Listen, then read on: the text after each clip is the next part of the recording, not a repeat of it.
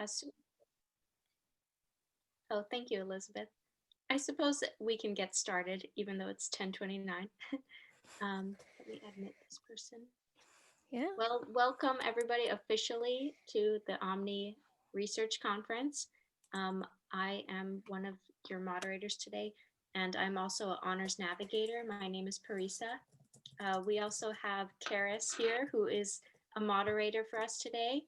And we also have our honor staff members. Professor Sleeper is the program coordinator of the honors program.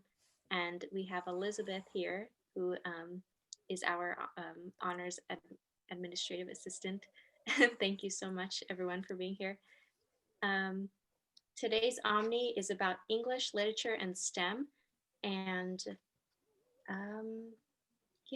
before we get started showing presentations, I just want to share my screen and show you guys some community expectations that we have for this space.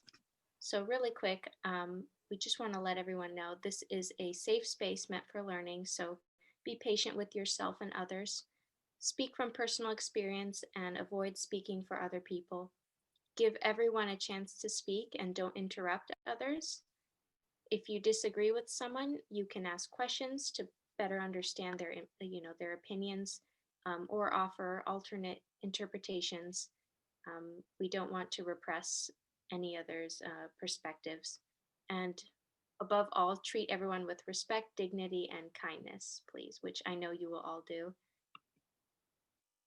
So we can just get started showing our presentations. Karis, would you like to introduce our first presenter? Absolutely. Welcome, everyone. And let's give a special welcome to Alexandra O'Mell. Her, hi there. Her mentor is Tony Berman, and her title is Controlling the Narrative, the Prevalence of This Worldview, and the Effect that Those in Power Setting the Narrative has upon us.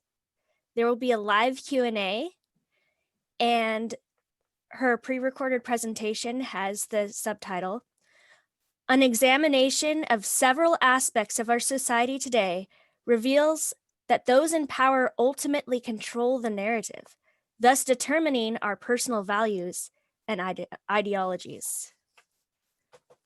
Perfect. Thank you, Karis.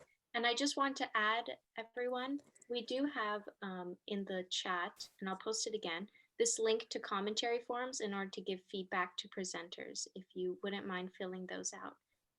But I will get started and show Alexandra's presentation.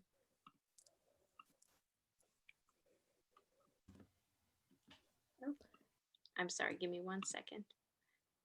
Forgot to turn on the audio. Okay, should be there.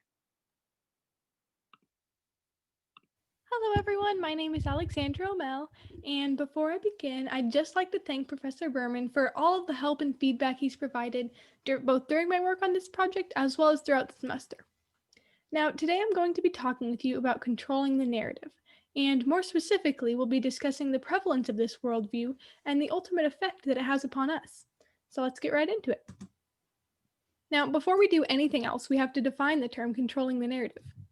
As author Michael Wolff puts it, this term simply means telling it your way. That is, informing others about a topic in the way that a specific individual or group wants it portrayed. Now, there are many aspects of our society that are affected by this worldview. So by analyzing these aspects through the lens of both a rhetorical and a discourse analysis, we're able to see that those in power are the ones who ultimately control the narrative. And that control plays a major role in determining our own personal values and ideologies. Throughout this presentation, we'll be reviewing several examples of controlling the narrative, beginning with the more abstract, historical aspects, and then leading up to situations that we're currently seeing in our society today. And the first example we'll be discussing is world maps. Now, most of us have seen a world map hanging on the wall of our history classroom, and it's likely that this map was created using the Mercator projection, which is the most commonly seen representation. A projection is exactly what it sounds like. It's when a picture of the Earth is projected onto a flat 2D map. Now, as you can see in this picture here, you can think of the Mercator projection being created by wrapping a piece of paper around the world so that it touches it exactly at the equator, and then stretching out the rest of the world to fit onto that piece of paper. However, the resulting map is not a perfectly accurate representation, and instead, this projection causes countries closer to the poles to appear larger, while countries near the equator appear smaller. And as a result, developed countries like the US, Canada, and several European countries are made to appear larger, while the opposite is true for developing countries like those in Africa and parts of South America. We can see that here, where on this map, where the light blue is the world as portrayed by the Mercator projection, while the dark blue is the actual size of these countries. With the Mercator projection, Greenland alone is larger than the entire continent of Africa, when in reality, Africa is large enough to fit the US, China, India, and several other countries within its borders. So, with this increase in size of developed countries comes an increase in their perceived importance. Now, as stated by authors Julie Stoner and others, the largest producers and distributors of world maps are the government agencies of developed countries, meaning that these countries end up inadvertently controlling the narrative by placing their countries at the highest significance, while at the same time diminishing the importance of developing countries in the eyes of the world. Now, I say inadvertently because, as author John Erskine states, it's mathematically impossible for cartographers to preserve the exact size, shape, and position of the world's landmasses all at once. A 2D representation of our three-dimensional world is just that. It's a representation. So no matter how fair or no matter how accurate cartographers are attempting to be to the truth, the maps they create can just never be without some form of distortion, which inevitably changes the way in which we view the world. Now, moving on from maps, we're now going to discuss major wars, beginning with World War II and the little-known tragedy of the Wilhelm Gustloff. Towards the end of World War II, when Hitler realized that Germany wasn't going to win the war, he finally issued evacuation orders for both soldiers and civilians, transporting them to safety by sea from the advancing Russian troops. The Wilhelm Gustloff, a German cruise ship, as seen in the image on the left, was one of those boats used for transport, and as a cruise ship, its capacity was only about 1,500 people. There were over 10,000 people crammed onto this ship. Shortly after its departure, it was torpedoed by a Russian submarine, and with 10 of the originally 22 lifeboats inoperative, only a little over 1,000 people survived. Now, after reading a book on this topic, I was incredibly surprised that I had never even heard of this tragedy before. So I started asking around, but no one, not even my history teachers, had ever even heard of it. The reason why it's possible for so few to know of this tragedy is that history is written by the victors. After World War II, Germany was depicted as the bad guy. This portrayal came about because Germany lost the war, and as such, they didn't have a say in what the victors claimed about their actions. The winning side was able to control the narrative regarding how Germany as a whole was portrayed. We see something similar happening when it comes to the American Civil War. The South of the 1860s called this war a war of northern aggression, while the North called it a civil war. We call it the Civil War down to our way because, as the victors in this war, the North got to determine the primary narrative, so it was their ideals and their perspectives that we see in our history books to this day. In fact, these history books provide another example of how the narrative can be controlled, as history classes across the US use slightly varied forms of the same textbook in order to appeal to the ideals and values of the members of a certain state. We can see this through the results of an informal study, where Dana Goldstein, seen on the left, an education reporter for the New York Times, read through 43 history textbooks from two of the main textbook-producing states, California and Texas, and she compared their differences. One example of this is seen here. On the left is the California textbook, and on the right is the Texas one. Now, on this annotated Bill of Rights, the California book noted that the Second Amendment is debated and that a Supreme Court ruling has allowed for some gun regulations. In the exact same place on the Texas textbook, there's just a blank space. This is because the producers of these textbooks know that California is primarily made up of Democrats, who generally believe in gun regulations, while Texas is made up primarily of Republicans, who mainly believe in gun rights. We see this difference again when it comes to the topic of immigration, where in the California textbook, once again here on the left, includes an excerpt from a novel about the experiences and struggles of an immigrant family who come from the Dominican Republic. In the same place, in the Texas textbook, there's an interview of a Border Patrol agent who talks about the negative consequences that would come from opening the borders. The textbook producers know that California is made up primarily of Democrats who often don't believe in strict immigration policies, and that a good portion of people in California are either immigrants themselves or have relatives who are immigrants. They also realize that people in Texas, a primarily Republican state, often believe in stricter policies regarding immigration. Now, these are just two examples out of many more revealing that in order to sell as many textbooks as possible, textbook producers cater their books to their consumer, knowing that schools will be more likely to buy their textbook if it agrees with their ideals and values.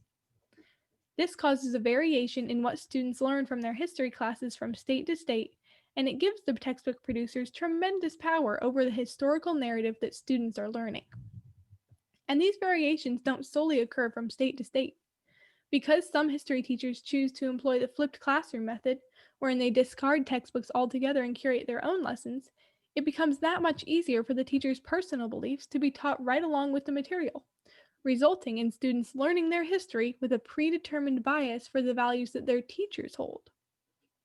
This is especially clear when it comes to the subject of the American Civil War, the cause of which is a highly debated topic. While Mr. Chidola claims in his lecture video that debates over slavery leading up to the Civil War were the primary cause of this battle, Ms. Wolfram makes a completely different point in her video, stating that the South's fight for states' rights was the main cause of the Civil War.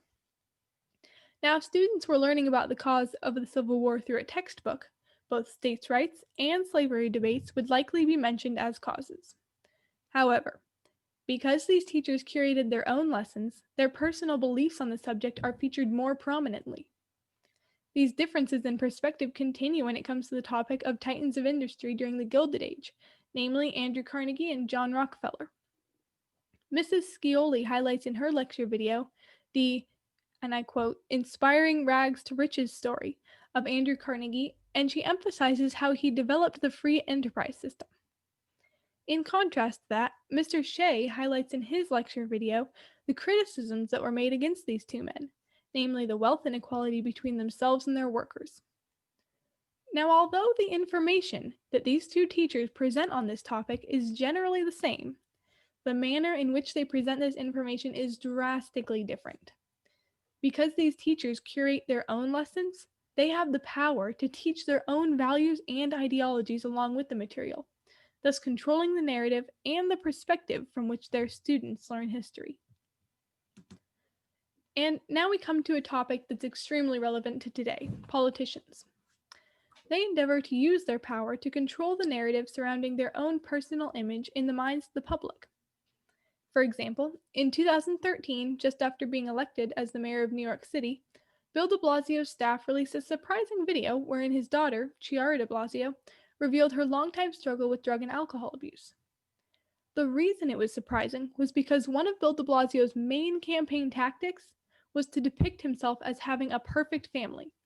His wife and two kids would often go with him on campaigns, give speeches, appear in commercials, and so on. So, revealing that his family wasn't as perfect as he and his campaign team had made it seem could have been a major blow to his popularity.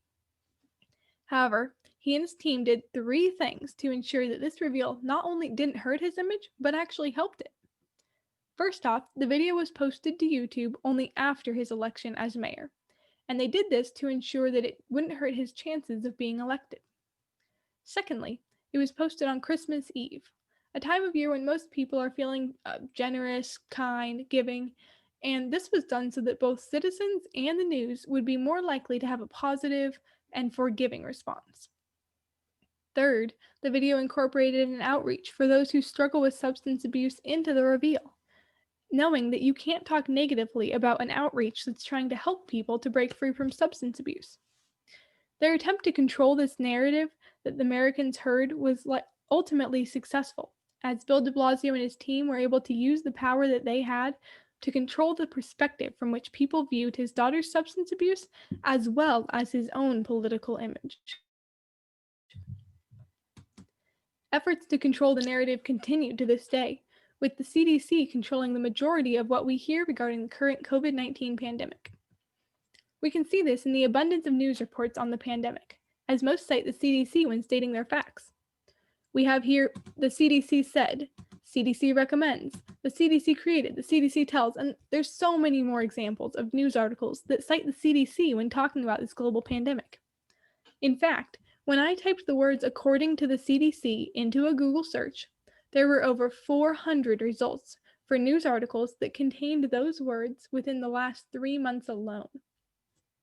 This abundance of CDC sightings within these news reports proves their true power and control over the narrative that people hear regarding the COVID-19 pandemic. And it continues this worldview of controlling the narrative to our society today. So, what do all of these examples have in common? Well, all of these examples serve to control the narrative, and they reveal that it's those with any form of power, from entire countries to local history teachers, who ultimately have the ability to control that narrative. This indicates that those in power are the ones who are able to determine our perspective from which we view that particular subject, meaning that our personal values, ideologies, and implicit biases are shaped by those with power, who control and define that narrative for us all. Here's the list of sources I used in MLA format, and that concludes my presentation. Thank you very much for your time, and if you have any questions, please feel free to ask. Thank you again. Wow, great job, Alexandra. That was a beautiful presentation. We are going to go into our live question and answering session.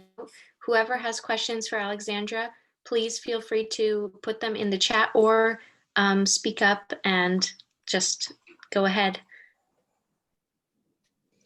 I can start off because Alexandra, I just want to say I love the aesthetics of your presentation. I thought it looked very nice and very professional. And I wanted to ask you, I thought it was so interesting how you were talking about the textbooks being different in other states, the history textbooks. I had no idea about that.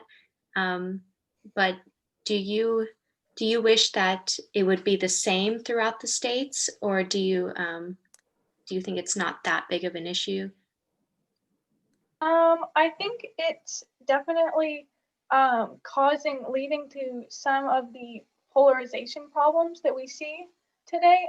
There was this one article that I read that was saying how, or it was a graph that showed how the ideals of people across the United States are getting more different as years have gone by. So now we're seeing the greatest difference in political beliefs as almost any time in history.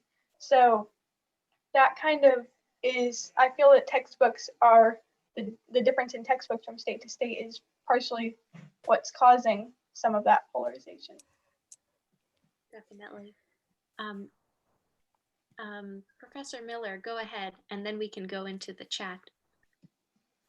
Okay, Alexandra, wonderful presentation. Really, really interesting and also really beautiful, as Parisa has just indicated. I want to actually ask you a pretty hard question, but I bet it's one you've thought about. And that's the bidirectionality of all of this.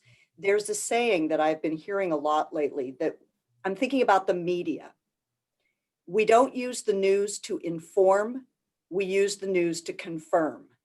And so we select what news outlets we like to listen to because they agree with our preconceived ideals and notions. Do you want to comment on that at all? I mean, it's really, I'm pushing you outside your boundaries, but I bet you've thought about this. Yeah, that's definitely something that plays into it. You know, there's, as we know, the news sources have their own political agendas that they primarily will put out. And so we're able to watch whatever we want that agrees with that. And especially with the wide variety of sources that we can find on the internet, you can look up almost anything and you can find almost anything that will agree with whatever your perspective is. And I think that also plays a part in the polarization that we're seeing, because you don't really have to look at other people's perspectives. You can solely focus on the perspective that you want to see, or the viewpoints that you have, and finding only things that agree with that. So it makes it so that we may not even see other perspectives because we're maybe not looking for them. So that's something that we need to be aware of, so that we can kind of get different perspectives and see things from not just our own perspective, but from other people's as well. Very thoughtful answer. Thank you. Nice job. Thank you very much, Alexandra. You have a couple other questions. The first one from John is, do you have a solution to the manipulated information we receive from those in power? Well, I definitely don't have a solution, I would say, but and most, well, not most, but some of the people who, or sources that are controlling the narrative, it's not done necessarily purposefully. It's just something that, for example, with the maps, whatever map is produced, it's a 2D map, so it's going to have some form of distortion. And so no matter what kind of map we look at, it's going to be distorted somehow, unless we're looking at a globe. But any 2D map is going to have some distortion, and that's inevitable. So it's not necessarily done purposefully all the time. It's just that it's the narrative will be controlled, and then because of that, it's the way that it's controlled for us is in a way that those in power want it to be, if that makes sense. Thank you, Alexandra. That does make sense. And we have a book recommendation in the chat, and it's called Radium Girls, if anyone wants to look into that and is interested about this. Karis, how are we doing on time? Hi there. Oh, yes, cool. My mic's on. Looks like we're doing all right. Is the 5 minutes up? I'm sorry, we. Oh, right. We have just a little bit more time. Okay. I think time for another question. See, does anyone else have any other questions? Jordan? Hi, wonderful presentation. I really enjoyed that. I want to go back to something that Carissa had brought up with the textbooks in the school, and I apologize for the little one down here. But Adriana, could you please be quiet? I had witnessed that because I went to public education in several different states, from Colorado to North Carolina, and I saw that representation of the Civil War being very, very different. And I wanted to ask, like, from your research and from what you were seeing, as you talk about these stories that we never heard because because the people that won control the narrative, do you think that a more nationalized standard would be more harmful or less harmful than the confirmation bias we're currently, basically putting into the minds of our children by providing textbooks for them that agree with these broader ideals of where we're living? Yeah, I'm not sure. Just your opinion. You don't have to. Yeah. Yeah. Well, I definitely don't have the answer to it, but I think that nationwide, then, because of the difference in textbooks, then I don't know how that problem would be resolved, because it's even, sorry to interrupt, it's something that I had considered from nation to nation is problematic as well in controlling the narrative. And if every nation has a different narrative that they tell about these wars and about, civil unrest, then it's really difficult to know what the actual story is. So I was just curious if you thought that it would be more or less, harmful to have an overall broader narrative being told nationally than, the division by state. Yeah, I don't think that it would be harmful necessarily. I think it would be a good thing to have a broader perspective on events that have happened in the past or that are happening now. You know, having a broader perspective on anything can be really beneficial in understanding the situation from all angles, and not just looking at it from a one-sided view, but seeing how other people may perceive this event, or how other countries as a whole may perceive it. Thank you so much, Alexandra. This has been a wonderful answering session. You answered everything perfectly. We now are going to move on to our next presenter. If Karis would be so kind to introduce him. Absolutely. Everyone, please give a warm welcome to John Siebelink. His mentor is Daniel Ante Contreras, and his topic is The American Revolution Expounded, Historical Context Through Interpersonal Relationships in Assassin's Creed, number 3. The subtitle is A Study of How the Relationships Between Characters in the Video Game Assassin's Creed 3 Provide Further Historical Context About the Game's Revolutionary War Setting. Everyone get ready. Perfect. Thank you so much. Here we go. Oh, oops. Sorry. 1 second.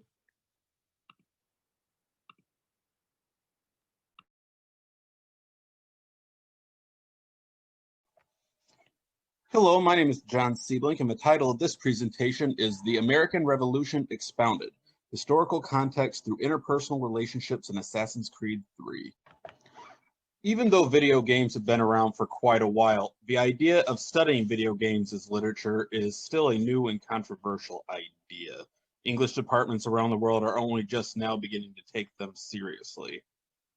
Very little scholarship has been done on video games, and the little bit of scholarship that has been done usually only focuses on either the technical aspects, the developmental aspects of the games themselves, or on the psychological effects of video games on players, such as video game addiction or the effect that violence has on players.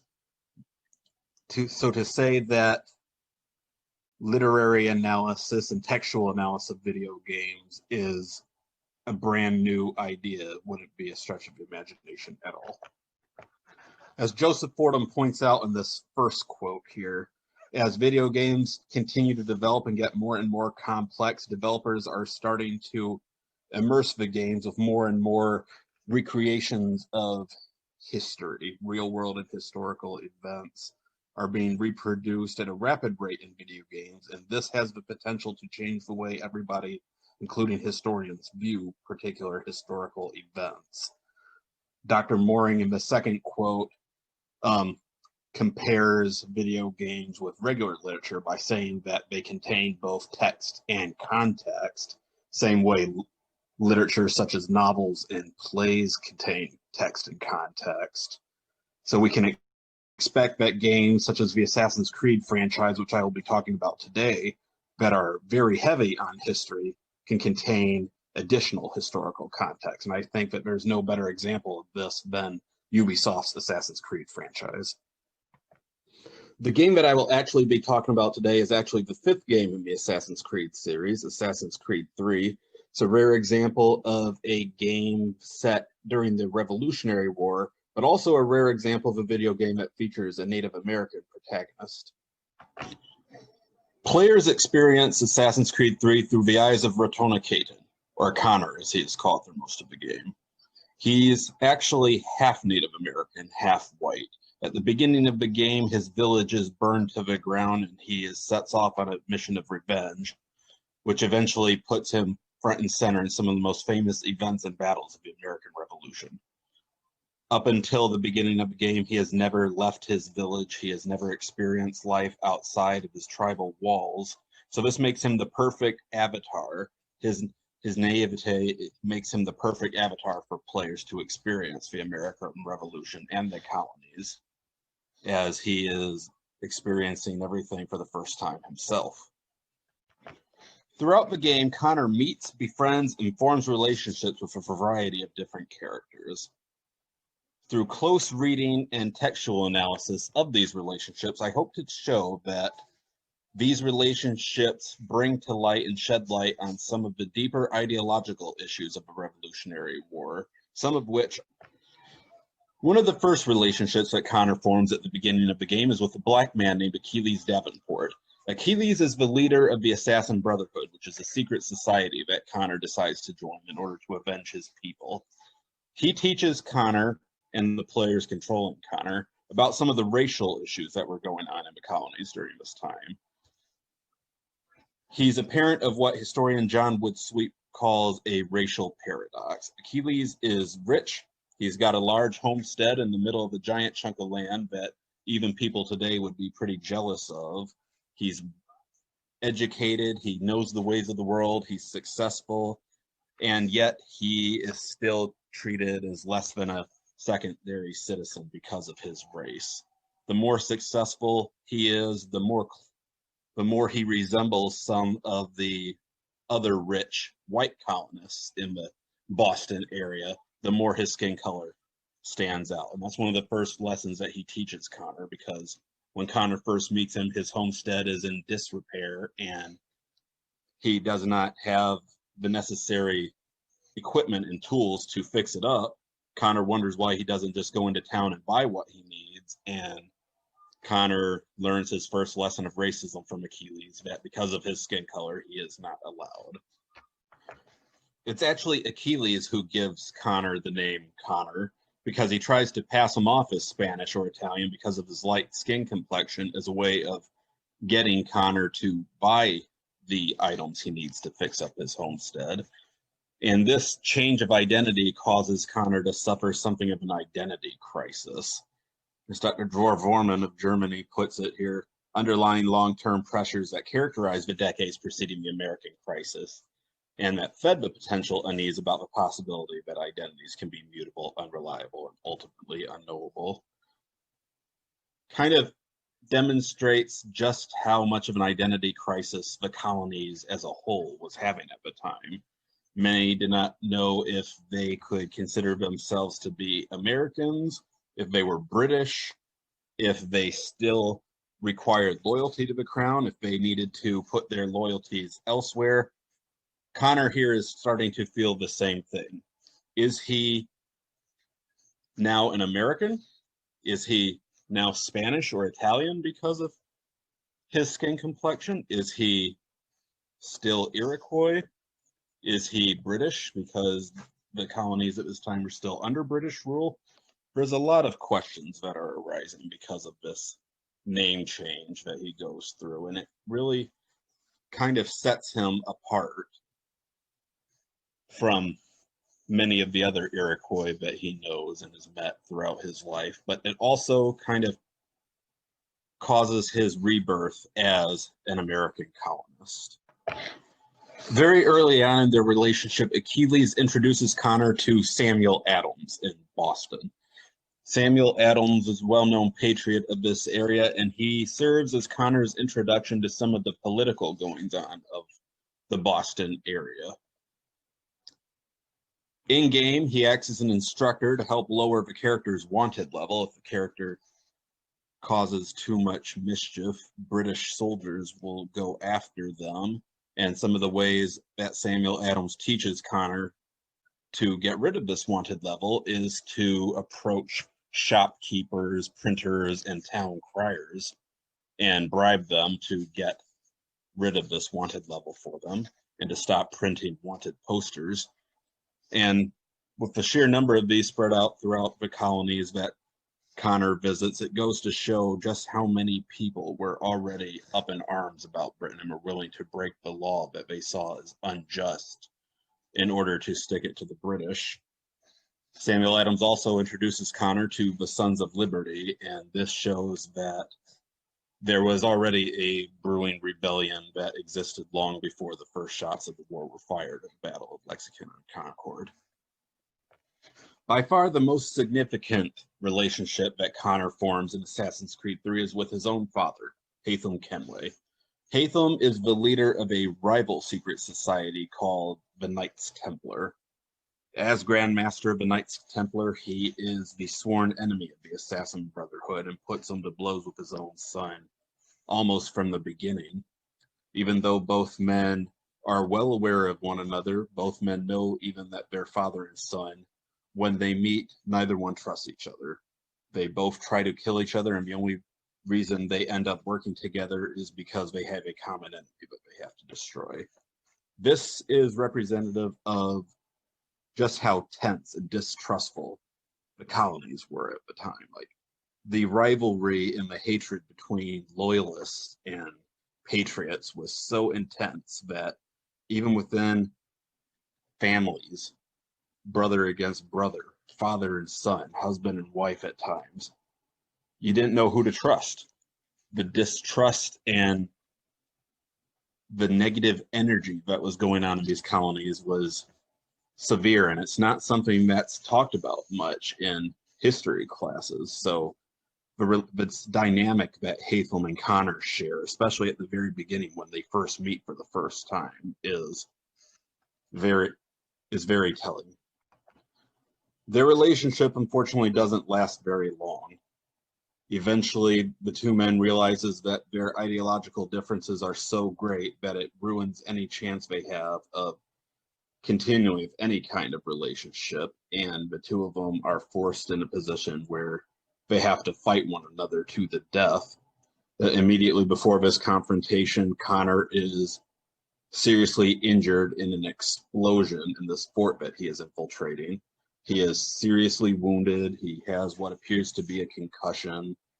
He is barely able to move, and he finds himself up against Hatham, who has arrived at the fold relatively unscathed, and the two men end up fighting a very brutal duel in which Connor does end up being victorious, and his father Hatham ends up dying, but it costs Connor a great deal of strength to the point where he almost dies himself. And this is an analogy of the entire American Revolution as a whole.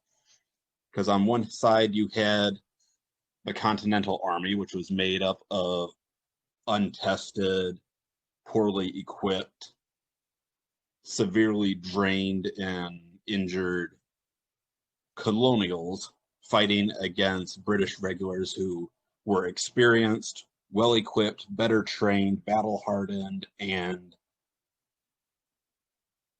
a force to be reckoned with. And the fact that Hatham, like the British, ended up losing to this in a battle in which the odds were definitely in his favor, just goes to show just how strong the morals and ideas of the colonists, represented here by Connor, were, and it propelled them to victory even against the harshest of odds. The last of Connor's relationships that I want to talk about today is probably the most tragic of the bunch. This is with his childhood friend, Kanan Tokon. Both boys grew up together. They hunted, fished, and did various chores together for their tribe.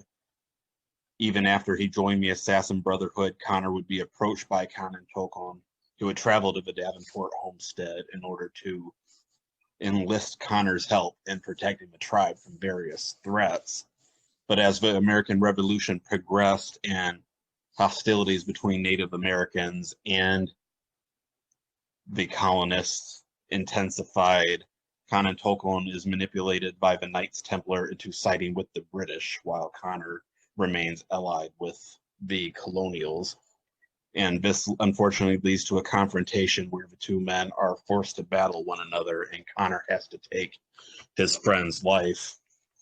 Around the same time period in the real world, the Iroquois Confederacy, or the Six Nations, which had existed for hundreds and hundreds of years, was also being forced by the British and the colonials to take sides, and it ended up splitting this great Native American nation into multiple different factions. And this dynamic between Kanan Tokon and Connor really signifies the great changes that had to take place in the world of the Native Americans as the British and Americans fought each other.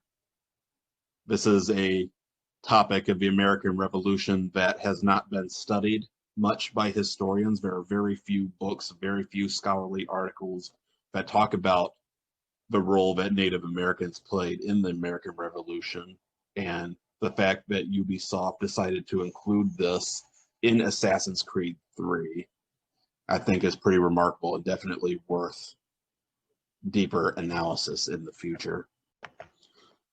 By analyzing these 4 of many relationships that Connor Kenway forms with people throughout Assassin's Creed 3, I hope it brings to light some of the deeper historical contents that is buried within the dialogue and gameplay in the game. I hope that my use of textual analysis and literary analysis on the game itself shows that it warrants being studied as a branch of literature in literary studies.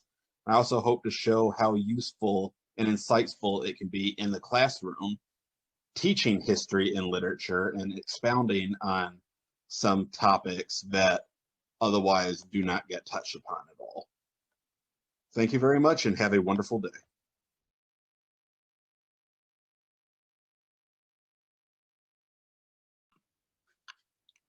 Wow, thank you so much, John. That was a fascinating presentation. We will go into our Q&A now. If anyone has questions, put in the chat, or raise your hand, or even just speak up if you would like. I will go first if everyone doesn't mind, because I found this so interesting. But John, I'm sorry if you already touched on this, but I really am not familiar with video games. And how do you play Assassin's Creed 3? It's like you're going through a story or something? And what are the goals of the game? How do you play? It's a very great question. I'll try to put it as quickly and as simply as I can. It is very much a linear storyline. You have every player who plays it, me, you, anybody else, will play the exact same story. The exact same events will happen to them in the same order. There is a little deviation because there are some side quests and other quests, which are main plot points that you can go about at your own pace and your own order. But for the most part, if you choose to go along the main story, you will do it the exact same way. So there's not a lot of role-playing aspects to it. You're just assuming the role of Connor, and you're doing Connor's story the same way as if you read a book. You will be following those characters along as the author intended. But there is a little bit of deviation, so you can really make it your own. It's very much a collaborative literary experience the video game is. I see. Thank you. It sounds pretty fun. Maybe one day I'll get to try it out. Michaela asked, what made you choose Assassin's Creed as the subject? We actually talked about it in Daniel's American literature class right before our first paper was due. He took a little break from some actual primary source literature, and we got to talk about video games and how some of the rhetorical literature that we covered in the class was represented in the video games, in Assassin's Creed 3 in particular. When I chose for my honors, when I did my honors contract with him, one of the first things I asked him was, what is something students have not really done for you before? Because I'm sure he's gotten many papers in the past on Emily Dickinson, on Frederick Douglass, on Herman Melville, some of those literary greats. And one of the first things that he mentioned was, I've never had a student do video games for me before. I'm like, gotcha. And just as a little personal note, my daughter is named Kenway because my fiance is a giant Assassin's Creed fan. So that kind of had a lot of personal relevance for me. And I've always admired video games, especially a lot of the newer ones that have been being made. Like right now I have Red Dead Redemption on the screen, Red Dead Redemption 2. Just the amount of storytelling, the characterization, the plots, some of the hidden themes that modern video games are being filled with. It's an incredible form, and it's still not getting respected as much as I feel it should be. So I was hoping to gain it a little more respect. by Well, touching on it. thank you. I think you definitely did that. That is wonderful. We have about a minute and a half left. Thank you, Karis. Keith asked, this game takes place during a time of conflict. Can games also teach history in a peaceful setting? Oh, absolutely. Absolutely. Unfortunately, with video games, you know, to make it more appealing for the player, you're going to have a lot of action. You're going to have a lot of fighting and violence going on. But at the same time, there's also a lot of peaceful video games. There's a lot of video games, like especially in Red Dead Redemption, there's not a lot going on. But you can still, in Red Dead Redemption 2's instance, not very much so in Assassin's Creed, you can get a lot of sense of the Western, how life goes on. And you hit in Assassin's Creed 3, there's a lot of side quests where you can help build your homestead up. Various different colonists from all over the world are starting to settle, and you get to help them do various things to get them set up. So you can really get a chance to see colonial life in the frontier in that particular case. So yeah, there's a lot of stuff you can learn from in peaceful situations in video games as well. Thank you. And we do have one more minute. Daniel, did you want to ask your question since you were next? Sure. Hi, John. Great presentation. And so I just wanted to pick up, I think this dovetailed well, I think, with Alexandra's presentation idea of discourse, which of course something that in our class has been an important subject. And so given that you got to this a little bit in the conclusion. So I was just wondering a little more about this discourse tension you're representing here, maybe with literature and history, and sort of the tension we've been seeing in class around this idea of like, can a game or can any form of text really be a history teaching tool? Like, could you teach this type of game to teach history, or do we run into problems of discourse where how do we access truth, and how are we like not misleading people? Because of course you didn't get to like the weird conspiracy theories and everything else in Assassin's Creed. So there's all those added elements. So how can a game like this be used as an effective literary teaching tool, but also like history teaching tool? I think, Daniel, if you teach the game, if you put the game alongside whatever textbook or lectures that a history professor might be using, I think it's a great tool you can use to compare and contrast what the players are experiencing in the game as opposed to what's being written down. Because in most history books, you will never see about some of the atrocities. Going back to what Alexandra was saying, history being written by the victor. George Washington didn't go on record very much, just talk about some of the atrocities that he committed. I didn't have time to fit this in because I only had 15 minutes, but it actually turns out through his relationship with Hatham Kenway that it was Washington who was responsible for destroying Connor's village. And so by playing Assassin's Creed 3, you get a little taste of some of the darker aspects of the Patriots that aren't touched on in history textbooks or lectures. So if you put the two side by side, I think you have a wider window of discourse, a wider window of opportunity to see a bigger picture of that time frame as opposed to taking one or the other. I'm not saying that Assassin's Creed is the most perfect representation of the American Revolution by any means, but I think it's a nice chunk of a larger puzzle where if you start putting more and more pieces together, you can get a much better accurate picture. Because unless we go back in time and can witness it ourselves, these sources, these representations, these adaptions are all we got. So I think they work hand in hand together. Cool. Thank Thanks, you John. very much, John. You answered these questions perfectly. And Thank you so much. Of course, this actually concludes our first session for OMNI, and we have a break until 1 p.m. If you would like, John and others, if you would like to keep asking questions since this is our break, you're more than welcome to do so. Otherwise, we will begin the next session at 1 p.m. Starting with. I don't have class until noon, so I'm willing to answer whatever questions anybody has. Wow, I just have to say absolutely incredible presentations from both of you today. Thank you so much for putting so much time and effort into your work. And thank you also to the mentors who have been behind you for every step of the way during this and helping to mentor you through this. Just wow, absolutely props.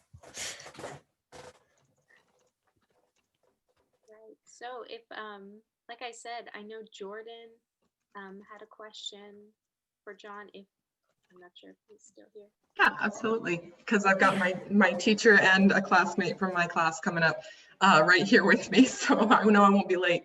John, I just wanted to ask you, as I sit here and procrastinate on creating my own video game, sorry, Daniel, do you think that it's possible to incorporate different voices in the video game? And you touched on this a little bit when Daniel asked his question, but I was thinking specifically, like, was the choice to use, for example, an African American character and a Native American character, this modern idea of putting minorities in these positions, do you think that that was there to incorporate more of a story, or do you think that that's there to make us feel like it's less of a whitewashed history? Like, what's the purpose here? Because I'm trying to imagine a scenario where an African American in a pre-colonial, like, or in a pre-America is,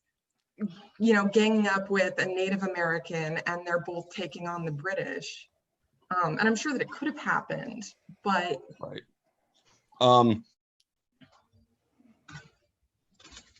Well, to touch on that last part real quick, it is a science fiction video game at the end of the day.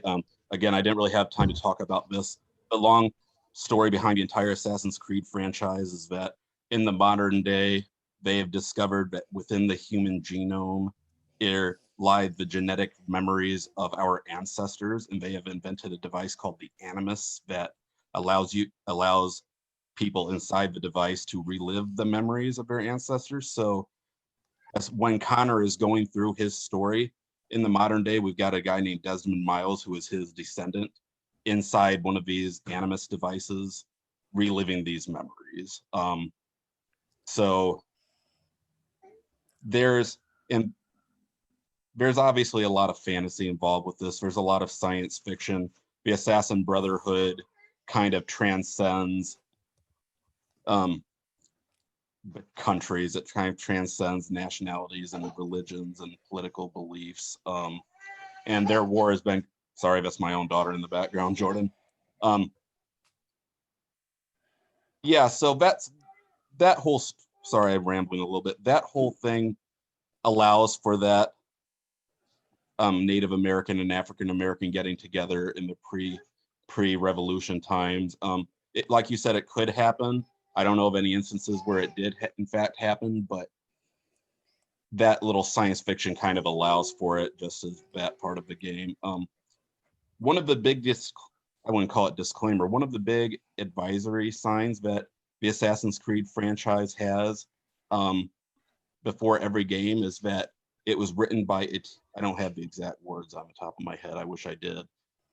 They pretty much say that it's written by and created by a very diverse team, different religious beliefs, different gender sexualities, different nationalities, different backgrounds. So I do think having a Native American character is a way to kind of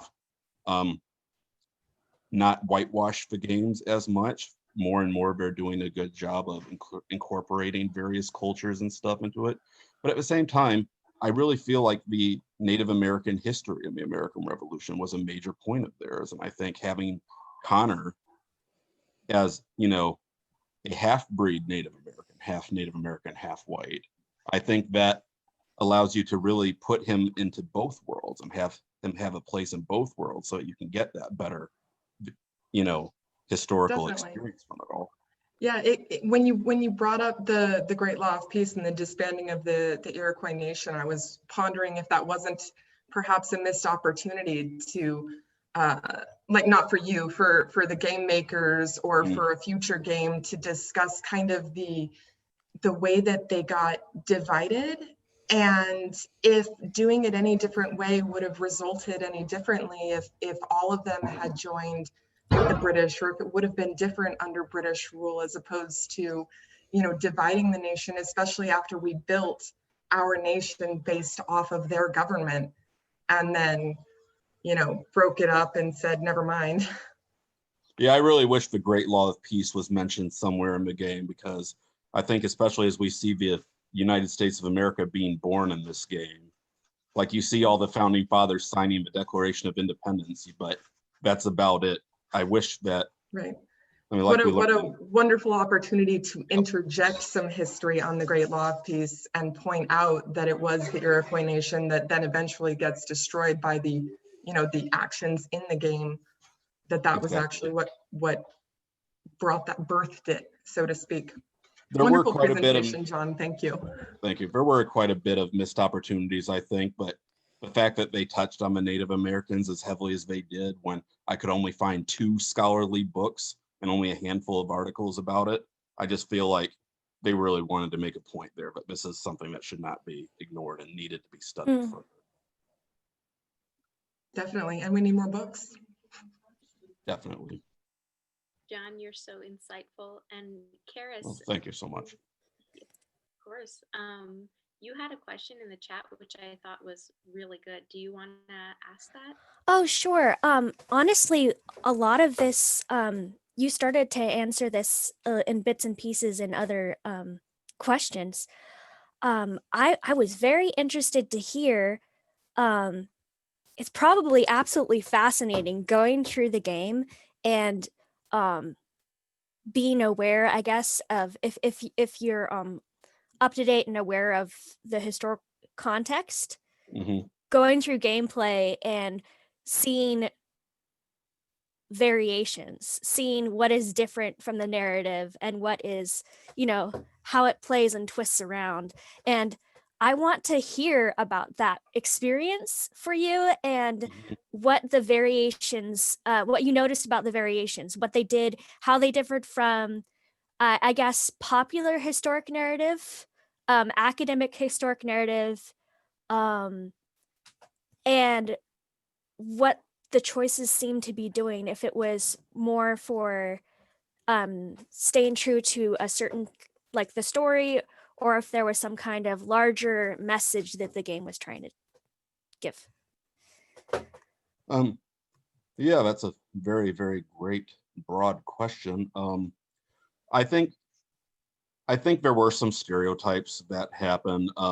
Native Americans, Connor's tribe, the Iroquois tribe in this game, still had the feathers in their hats. They still, a lot of what we would normally think of when the idea of Native Americans first popped into their head, a lot of those stereotypes are right there front and center. And I don't know why Ubisoft would choose to portray them that way. Maybe it's just because we're all so familiar with those old stereotypes, like going back and watching Peter Pan when we were kids and seeing, you know, all of that. Maybe they just wanted to appeal to us more. The great thing about Assassin's Creed, though, is that they do a great job of taking a lot of real historical events, but still shaping things in a way that they can still fit in the assassin Templar conflict into it. Like when it comes, like there's a scene where Connor ends up witnessing the Boston Massacre, which even in popular media and stuff is depicted as a full-on massacre where, you know, a lot of people were massacred for no reason, where there was like a lot of British guns, a lot of casualties. Connor ends up in that, and you actually get to see, sorry, I'm rambling a little bit. Long story short, though, to answer the full question, there is a lot of historical inaccuracies, but I feel like most of those were simply Ubisoft trying to put their own story wrapped around the historical narrative. So getting back to the Boston Massacre, it was one of the Templars who fired a shot from a balcony. Connor tried to prevent it from happening, and it just I happened love it. anyway, just because. Like he saw one sniper that he was about to fire into the crowd. He stopped him, and then you have the main villain of the piece, Charles Lee, who's a real life historical figure and second in command to Washington for a while, but also a strong ally and second in command to Connor's father, Hatham, who's the leader of the Templars, who ends up firing a shot that causes the Boston Massacre to happen. So in Dang. reality, it was just a lot of tension built up between both sides, frightened British soldiers. And in the game, you have one person firing a shot on purpose in a way to incite that, to cause all that turmoil and stuff. So there are a few historical inaccuracies, but I think it's all on purpose. I think they knew what they were doing and just found that it would be a clever way to,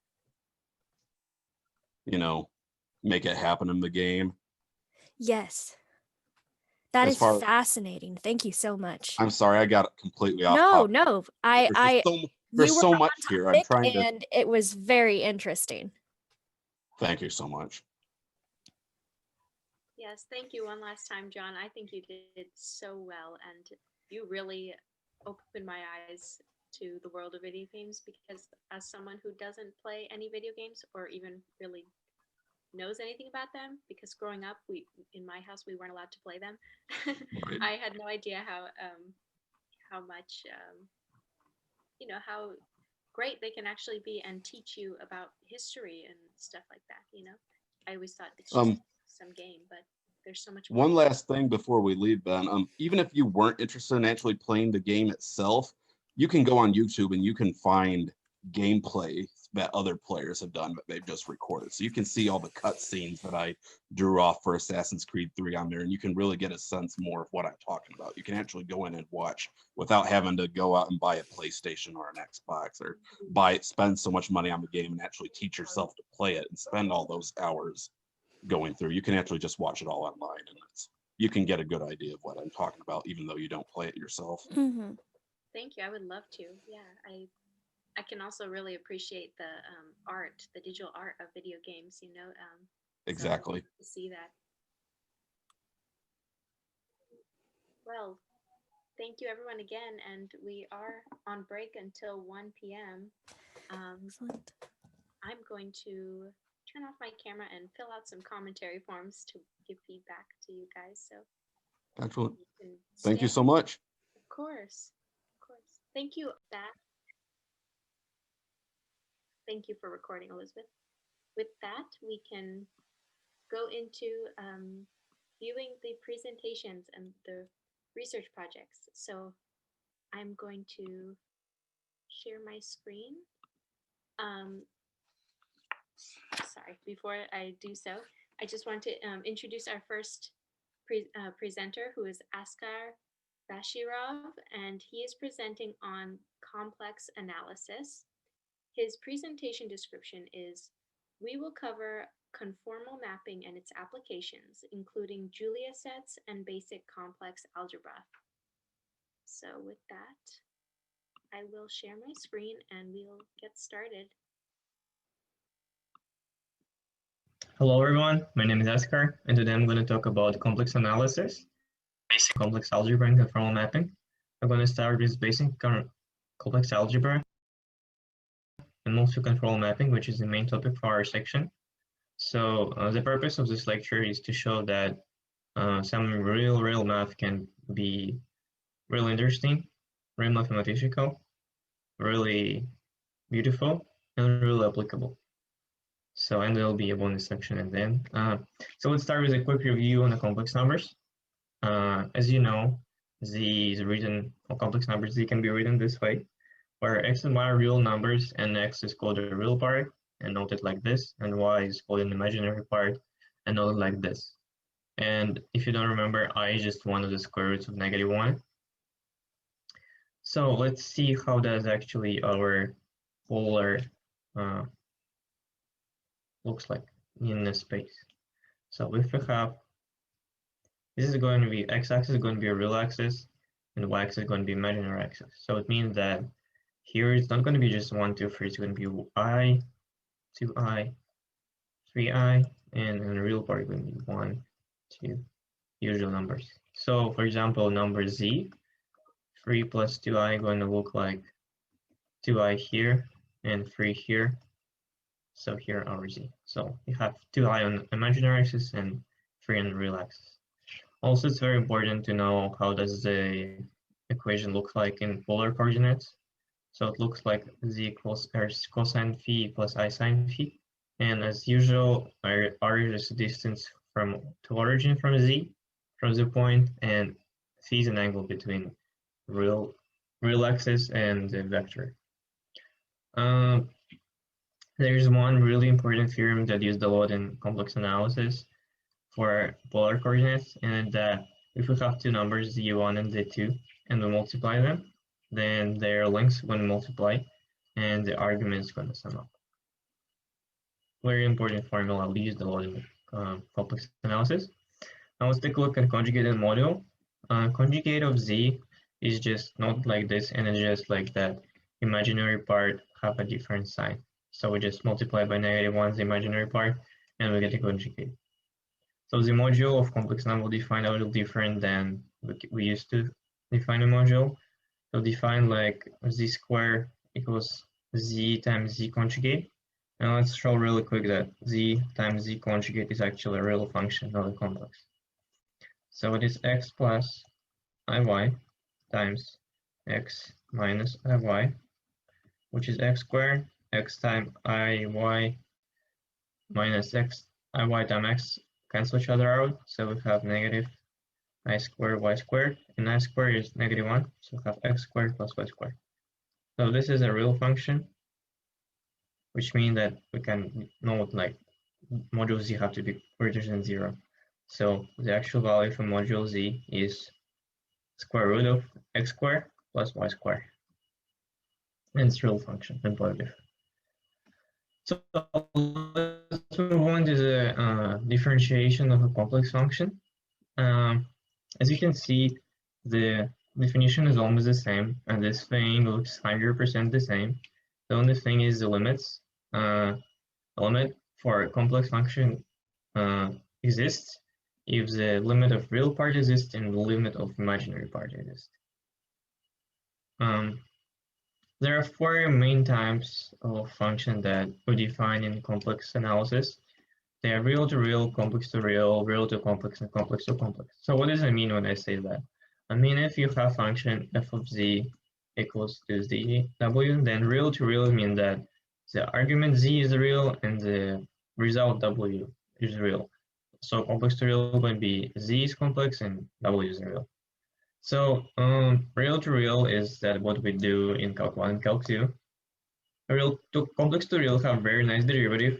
It's actually say here that it's either 0 or does not exist. So very nice derivative for complex to real. And for real to complex, there is this, you can simplify to this formula. There is no real simplification for complex to complex. As we do in real to real, there is just some nice ones, some don't nice ones, some you can have derivative. So we just need to do case by case. Okay, let's move to the main section of today, and it's conformal mapping. Conformal mapping is a transformation that preserves local angles between curves and rotation of the curves. So, for example, f of z. So what is transformation? It means that if we have f of z on some domain z and transform domain z into range w. So this is a transformation. For example, this is z and this is w. See, it looks like a square, and now it's something different. So this is actually conformal mapping. What it does, it's, as you can see, all the angles here are 90 degrees. And it's still 90 degrees. You can see they all still 90 degrees. So it preserves an angle. So, and you're gonna ask me, why do we even do that? This picture looks very ugly. In fact, we can do it back, for example, and now the picture looks much better. So we do a conformal mapping on ugly pictures that we don't like. We do conformal mapping. Now we have very nice pictures that we like to work with. We know how this works. And we prove some things for the new picture, and then trace back the results from new picture to the old ugly picture. So we can prove something for ugly picture without actually proving anything for ugly picture, which is really cool. So let's say, what does it mean to function to be conformal? So it has to be holomorphic and analytic. And what does it mean? It means that indifferentiable on the domain from both sides. And the derivative must be non-zero everywhere. So let's talk a little bit about why do I start doing this? Why do I start doing this project? So in my Calc 3 class, I saw this equation. It looked really simple, but very interesting. Because it turns out that they call it Cauchy-Riemann differential equations, and it's actually conditioned for an analytic function or conformal function. So it's, in order function to be conformal, it has to satisfy these conditions. And let's actually check it for f of z equals d squared. So f of z, let's say, equals to u of xy plus I of v xy. This is actually what written here was mean by I and v. So u is just real part and v is the imaginary part. So for z squared, we're going to have x plus iy squared, which is, for real part is x squared minus y squared. Because if you open the brackets, I squared will be -1, and plus I times 2xy. So this is our u, and this is our v. Let's check du dv, partial derivative of u dx, and it's going to be 2x, right? And partial derivative for dv dy is also 2x, right? This one for y and this one for x. And so they're equal. First condition satisfied. And second condition, du dy equals to what? Equals to -2y. And dv dx equals to 2y. And then they have -1 difference, as we can see here. So z squared satisfies this condition. Now let's look at the picture f of z equals this z. So it means that z squared is an analytic function. So let's paint our vertical lines in the red and horizontal lines in the blue. Then we're going to have that each angle between blue and red is 90 degrees. And so our usual our usual plane looks like, right? So if we make a conformal mapping f of z equals z squared, which we just proved that is conformal, then as you can see, the angles are preserved. So these angles are still 90. All degrees are still 90. And obviously blue lines are horizontal that used to be horizontal, and red lines that used to be vertical. And there are some more examples like f of z equals e to the z, also preserves all angles in conformal mapping. And like some weird function like this one, and it looks like some ear or something. And z cube looks very beautiful. So as you can see already, these figures looks very, very different, and for different types of conformal functions, we have very, very nice and different pictures, and we can front and back, and they're actually beautiful and very interesting. So let's move to the application. It's actually can be really, besides it's very interesting, and it can be really applicable. So conformal mapping is used in cartography, physics, and engineering. There are a lot of problems for physics and engineering in fluid mechanics, electrostatics, and heat conduction. So for example, here, this is scheme of electrostatic field, and the thick solid lines like conductors, thin solid lines like potential lines, and dashed lines are electric fields. So the angles are actually 90 degrees everywhere. So when we do conformal mapping, we can do conformal mapping from A to B, and we're going to have very, very nice pictures that you can work with. And they actually do that and work with that one. So as I mentioned, that we do that, and people in physics do that because after you do conformal mapping, the picture looks way better and you can work with it. Also used in brain surgeries. So for example, the brain, there is an analytic function, conformal function that transforms it onto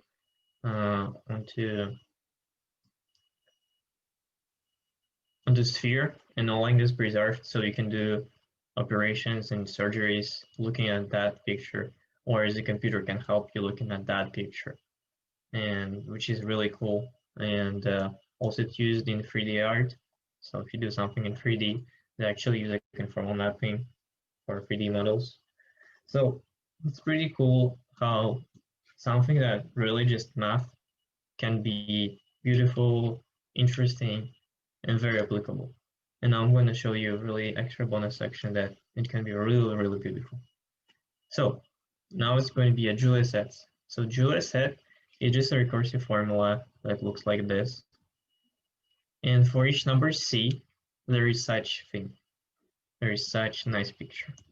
So we pick number C, and then we check for Z0. If the limit of, and we pick a Z0. If the limit for this Z0 and for this new recursive formula don't go to infinity, then we say that Z0 belongs to the Julia set. If it's, and we draw it with fadable here black. If it doesn't belong, we do it white. And the same here. And actually, if you start zooming in, it's not going to end. It's not like that, just like that's it. That's how a picture looks like. If you zoom in, it's going to look the same. Not the same, but in different patterns. But still, if you're zooming in, you can zoom in infinitely long time and still going to be zoom, zoom, zoom. Actually, I'm going to show it. So here, they're not like doing something. They're just zooming in. It's already done picture. They zoom in, zoom in, zoom in into parts, and it changes.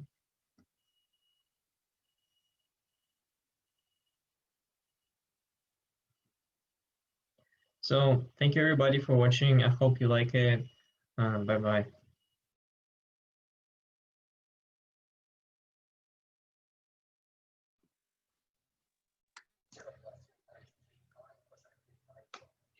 Wow, that was great. Thank you, Askar. We are now going to go into our live Q&A. If you have questions for him, you're more than welcome to use the chat, or you can speak up and unmute yourself to ask questions. Oh, thank you, Elizabeth. Elizabeth just put in the chat that we also have commentary forms for attendees to please fill out for each presenter in order to give them a score on their presentations.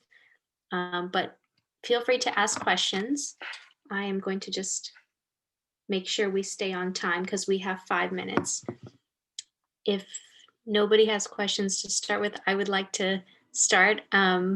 Your presentation was so good, Askar, and I wanted to ask, why is it called Julia for the Julia sets? The person who invited, his surname was Julia, I believe. So that's why it's called the Julia set. And like they have a different colors. Like I didn't really explain that, but the Julia sets have different colors because they change the limits to different values and put a different color for different value. That's why you have like different colors. And when they're zooming in, it's like really beautiful pictures. Yeah, those were incredibly beautiful. I was so shocked. Professor Sleeper, go ahead. Yeah, great job, Askar. Is this part of a larger research interest for you? What do you want to do? It sounds like you're incredibly passionate about mathematics. Is this part of your career development? What are the next steps for you? I believe it's just like an upper division course. So I'm obviously planning to take it and I'm with upper division when I'm going to transfer. But it's just like, as I said, I was like curious about the Cauchy-Riemann equation that showed up like in one problem in my Calc 3 class. And then I spoke with my professor and he was like, oh, there is very nice like thing in complex analysis that you can do with these equations, but it turned out more into conformal mapping. And yeah, so something like Well, I that. thought you did a great job explaining it, and we're grateful to actually have honor students presenting here in mathematics. And I think it's one of the rare things that we have about our conference is that we do get such amazing presentations every year, and you've added to that, Askar, and I just want to say thank you. And I hope that this is just more something that you want to pursue more and more. Thank you very much. Great job. We have another question in the chat, and it was, what was the purpose of the Breaking Bad pics? It was funny. I don't know, I just include like the TV show that I watched for the last OMNI, I include Gravity Falls, and for this time I did Breaking Bad. So I don't know. Like for people who don't know math and who don't want to listen, at least you can just like look at nice pictures, you know. I enjoyed it, and I remember I remember your presentation last semester with the Gravity Falls. I thought that was great. Does anyone have any other questions? Yes, are we allowed to open our video? Yes, of course. Okay. Hi.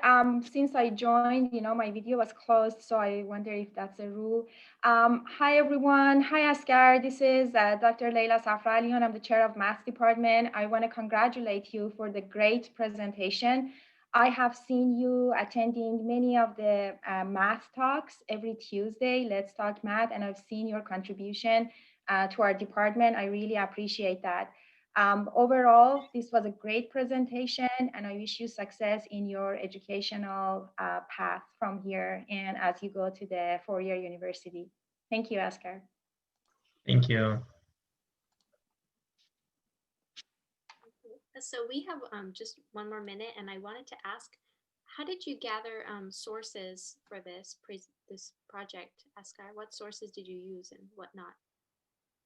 So pretty much I was just, there was a book that I downloaded, I mentioned it, and then I just watched the YouTube videos on conformal mapping.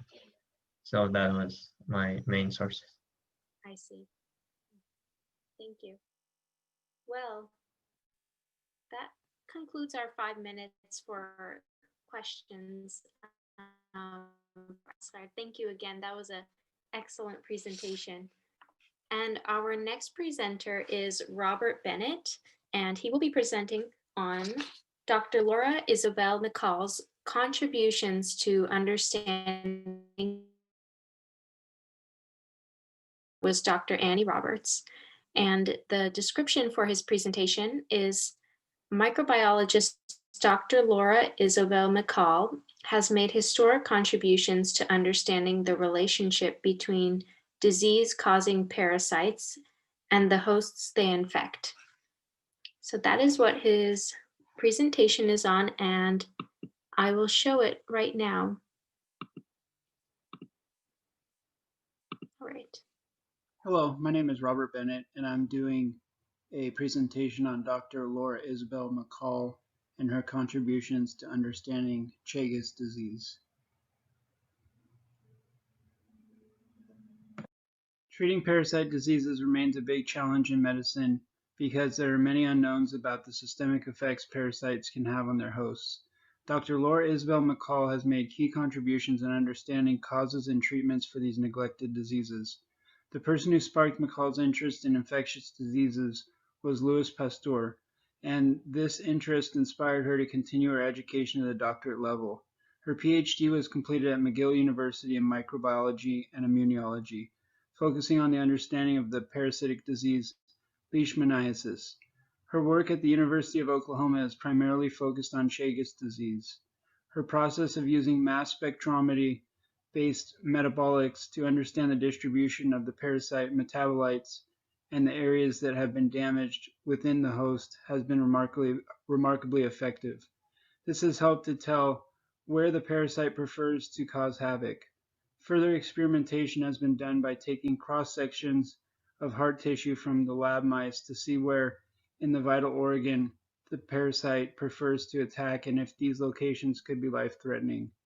The most remarkable thing about her work is that she has expressed that her goal is to use 3D mapping to make a real-world impact and help develop therapies for diseases that have otherwise been ignored. Chagas disease was identified in 1909 by a Brazilian physician named Carlos Chagas. This disease is common in Mexico, Latin, and South America, primarily in poor and rural communities. In April 2019, the CDC estimated that more than 300,000 people in the U.S. have been infected with Trypanosoma cruzi, which cause Chagas disease. This infection is commonly contracted by coming in contact with the fecal matter of the kissing bug. It is a blood-sucking bug that feeds off human and animals. And below you can see on the left and right, this is a picture of the kissing bug, and in the middle, it's a microscopic picture of the manifestation of the parasite within the body. The primary way a host passes Chagas disease to another human is transmission from a mother to child during birth, and this is considered congenital transmission. It can also be passed by blood transfusions and/or organ transplants. Where Chagas disease is common, countries have begun testing blood donations to rule out that type of transmission. Once transmission of the disease has taken place, symptoms similar to influenza A or B are almost immediately expressed in a host, and this is considered the acute stage. The acute stage of Chagas disease is the best time to try to treat and suppress the ability of the parasite to spread and/or reproduce throughout a host's body. The majority, 70 to 80% of hosts, will continue their lives as asymptomatic hosts, not showing any signs or symptoms. For another 20 to 30%, Chagas will have severe and sometimes life-threatening complications from the infection. The experiment described in the journal article was designed to monitor gastrointestinal infections by T. cruzi, the known cause of Chagas disease. The experimental sample size was 40. 20 mice were infected by injecting intraperitoneal T. cruzi culture that would emit orange and red light or bioluminescence to help with detecting concentration of gastrointestinal infection and area of concentration. The other 20 subjects were left uninfected with the parasite and given a placebo of amino acids, vitamins, and glucose to determine the differences of infected versus uninfected. As the mice were monitored, the lab technicians collected fecal samples and froze them with liquid nitrogen for later examination and comparison. Metabolites were analyzed by mass spectrometry, and sequencing was used to identify gut bacteria. This experiment was done to study the microenvironment of the gut microbiome and the metabolome and how it is affected by the parasite. The manifestation of the parasitic infection within the intestinal tract of a host or microbiome can cause nutrient uptake inhibiting for the host and parasite. This microbiome could also cause problems with antiparasitic immune response from the host's natural body responses. After separating fecal matter from both infected and non-infected mice from 21 and 90 days post-infection, this helped enhance the ability to determine the host inflammatory responses to the parasitic disease. This experiment has been essential for education of Chagas disease and making progress in prognosis and treatment for people who suffer from it. After close examination, some of the microbiome characteristics such as bile acid metabolism by gut microbiota similarities were noticed with other gastrointestinal inflammatory diseases such as Crohn's. The manifestation of Chagas disease has been shown to present itself within a gut parasite reservoir and can move to the cardiac area of a host, causing the severe to fatal Chagas disease complications. Here's a list of my sources. I hope you all enjoyed the presentation as I did in the research, and I am sorry I can't attend the Q&A, but I appreciate all your attention and interest in this.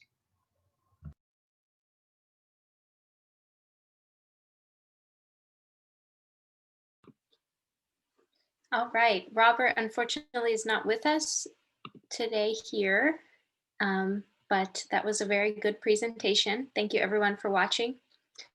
Right now, that concludes our second session of the day. We will begin again at 2 p.m. to show the next pre-recorded videos. I would like to say to Askar and anyone else who has presented so far in OMNI, your videos have been great. Your research projects have been very good. And please consider presenting these at future conferences. There's a conference coming up called the Htcc Conference, which stands for the Honors Transfer Council of California.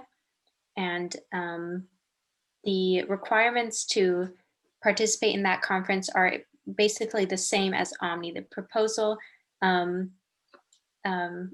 and everything is the same. And so you could essentially take what you've done and present at that future conference. And the deadline for proposals for HTCC is December 18th.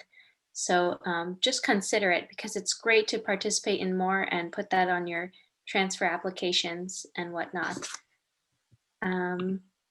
If that's all, oh, and please fill out commentary forms for presenters so that they can get feedback on their presentations.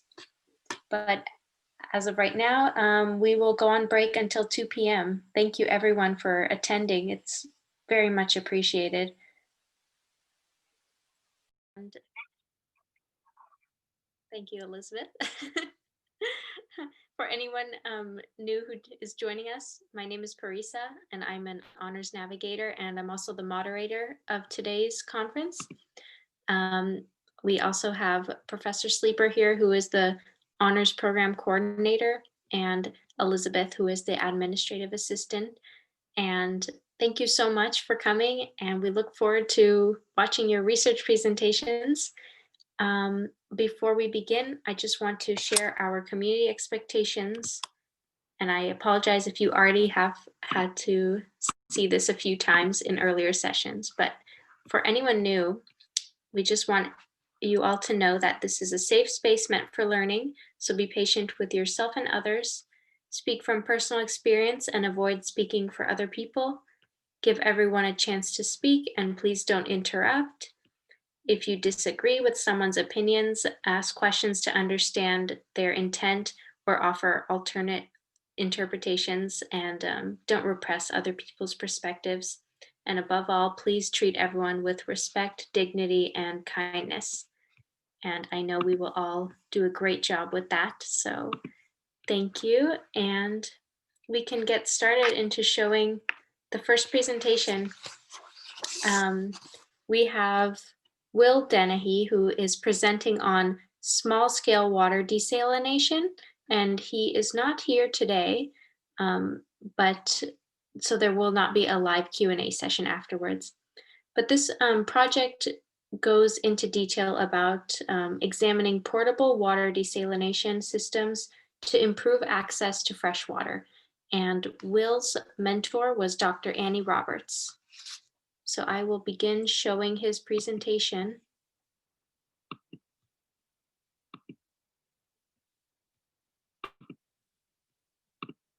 Hello, my name is Will Dennehy, and today I'll be talking about portable water desalination. I think that it's important that everyone has an understanding of what scientists are doing right now in terms of water desalination, because it's ultimately something that's going to impact us all as time goes by. And additionally, it doesn't just impact us, it impacts animals, it impacts plants, and so I think it's crucial that we have an understanding of, in the future, where our fresh water is going to be coming from. There are a variety of factors which help us recognize why we need to address the water crisis soon. Here's just some statistics. It's estimated that 2.8 billion people in 48 countries will experience water scarcity by 2025, and by 2050, 40% of the world's population will live in areas of water scarcity. Additionally, we need to reduce our reliance on fossil fuels such as oil and coal, things that will eventually run out and are bad for the environment. For power, we need to turn to things like there's a water desalination method that uses gravity, and the one that I'll be talking about uses sunlight, and we need to turn to those, as those are unlimited and they are environmentally friendly. And finally, probably the most obvious reason that we would consider using saltwater desalination is that there's an abundance of salt water available. The widely accepted portable desalination methods using solar power are based on distillation.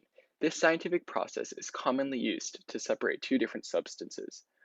On the left, the Bunsen burner increases the temperature of the liquid inside the flask in hopes of evaporating the liquid. Each molecule inside the flask has a different boiling point, so the molecule with the lowest boiling point, in our case water, will evaporate first. This evaporated liquid will travel through the fractionating column, down the tube, and through a condenser, which uses cold water running through it to turn the steam back into liquid water. Finally, the liquid water will enter the flask on the right. It's important to note that it is possible for small amounts of dissolved particles inside of the flask on the left to start to evaporate, which in our case of salt water would be like sodium ions, chloride ions, magnesium ions, calcium ions, potassium ions, and they may evaporate, but it is highly unlikely because they have such high boiling points and are just solids dissolved in liquid. But the fractionating column ensures that they will not get into this flask on the right because it hopes that the solids will get stuck onto these grooves.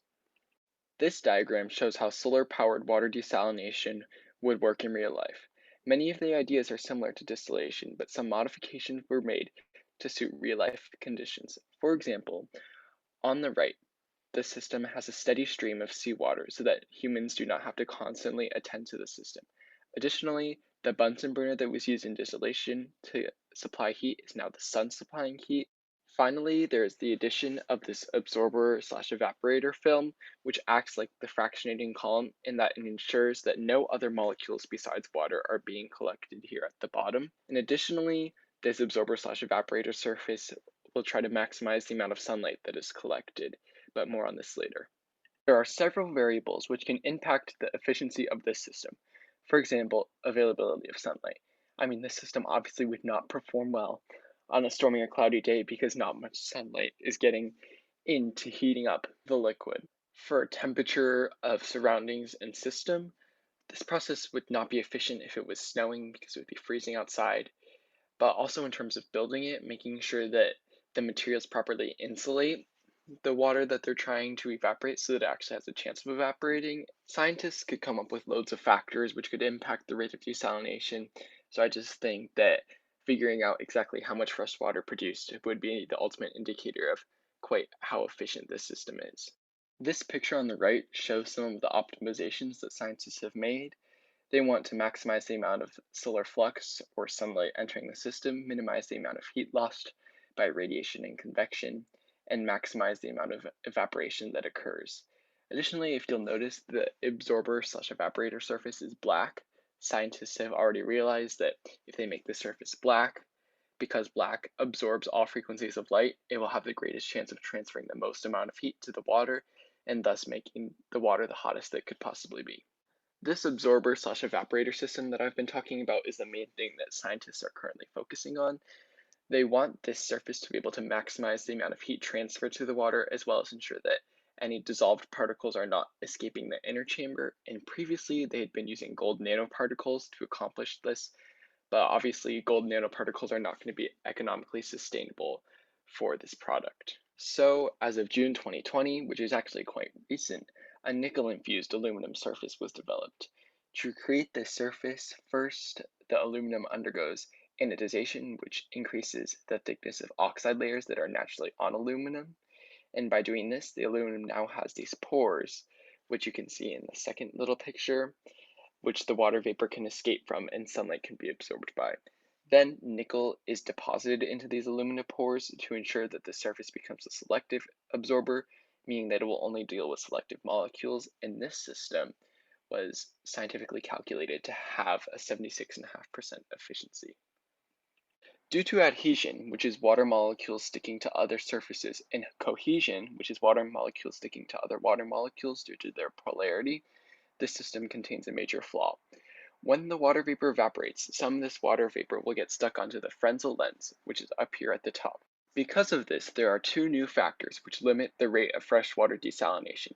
This will reduce the amount of sunlight that is able to reach the inner chamber because these water droplets are reducing the sun's intensity as it wants to go into the inner chamber, in turn reducing the rate of evaporation and in turn reducing the rate of freshwater production. Additionally, this will reduce the rate of freshwater produced as some of the water will be stuck onto the surfaces of the system due to adhesion cohesion, specifically the top and the sides of the system. And so that freshwater will not be calculated into the freshwater calculation, and so it will not be considered as efficient. And then on the right here, this picture just shows what adhesion and cohesion forces look like on the sort of leaf. So it's the water molecules sticking to the leaf due to adhesion and the water molecules sticking together due to cohesion. When water vapor condenses back into a liquid, a large amount of energy is released. Scientists realized that they could recycle this released energy, or wasted energy as they like to call it, into generating electricity. Although it would be difficult to harvest a significant amount of energy from this heat in small communities, it could actually prove beneficial. And as of September 2020, scientists were able to generate electricity by harvesting this heat. To do this, they used bamboo. They recognized that bamboo is a great insulator of heat, and that is shown by the picture on the left. You can see that as the temperatures increase dramatically, which is kind of on the right, so the 67.8 degrees Celsius and 47.8 degrees Celsius, although the center of the bamboo is hot, noticed by the key on the right, so it's reaching 68 and 48 degrees Celsius respectively. The outsides of the bamboo are yellows, greens, and blues, which means that there's a temperature gradient between the center of the bamboo and the outsides of the bamboo. And by using this temperature gradient to their advantage, scientists were able to generate electricity. This idea is shown on the graph on the right. As the temperature gradient increases, the amount of volts produced increases as well. But note that a more negative voltage results in generating more electricity, as shown by the scale on the right of the graph from 0 to negative 100 microvolts. The original water desalination model is definitely more advantageous than this bamboo model simply because it's scalable. For the most part, you can't really control how large a bamboo shoot is, but since this water desalination model is man-made, scientists can engineer it to fit any dimensions that they want. Overall, continuing research in this area will be crucial to all life forms because as time continues, the supply of fresh water is only going to decrease. Eventually, the system will have to be implemented in full scale and not just talked about in the lab. But there are many questions which will actually mold how this actually happens. I mean, obviously gold nanoparticles are not cost efficient and will be too expensive to implement this system. But will the nickel-infused aluminum surfaces be too expensive? Will these systems actually produce enough water that's needed? It was calculated that 50 units at 1 meter squared would be needed to produce enough water necessary for the average person in San Diego. It's not viable to have 50 units per person in small communities. So that's why further research is needed. Although these results are a step in the right direction, serious research continues to need to be done to ensure that in the future people will have access to clean water. Pictured here, I have the Carlsbad Desalination Plant, which produces 50 million gallons of water per day to people all throughout San Diego County. Although this is great, smaller communities do not have access to such grand of amenities. This is why research is needed to provide economically valuable systems to help people deal with the freshwater crisis. I just wanted to thank you for listening to my project. It's something that I'm very passionate about, and it's something that I hope to learn more about, especially as I further my college career. And I also wanted to thank my mentor, Dr. Roberts, and I also hope that you learned something about water desalination and why it's so important that we continue doing research.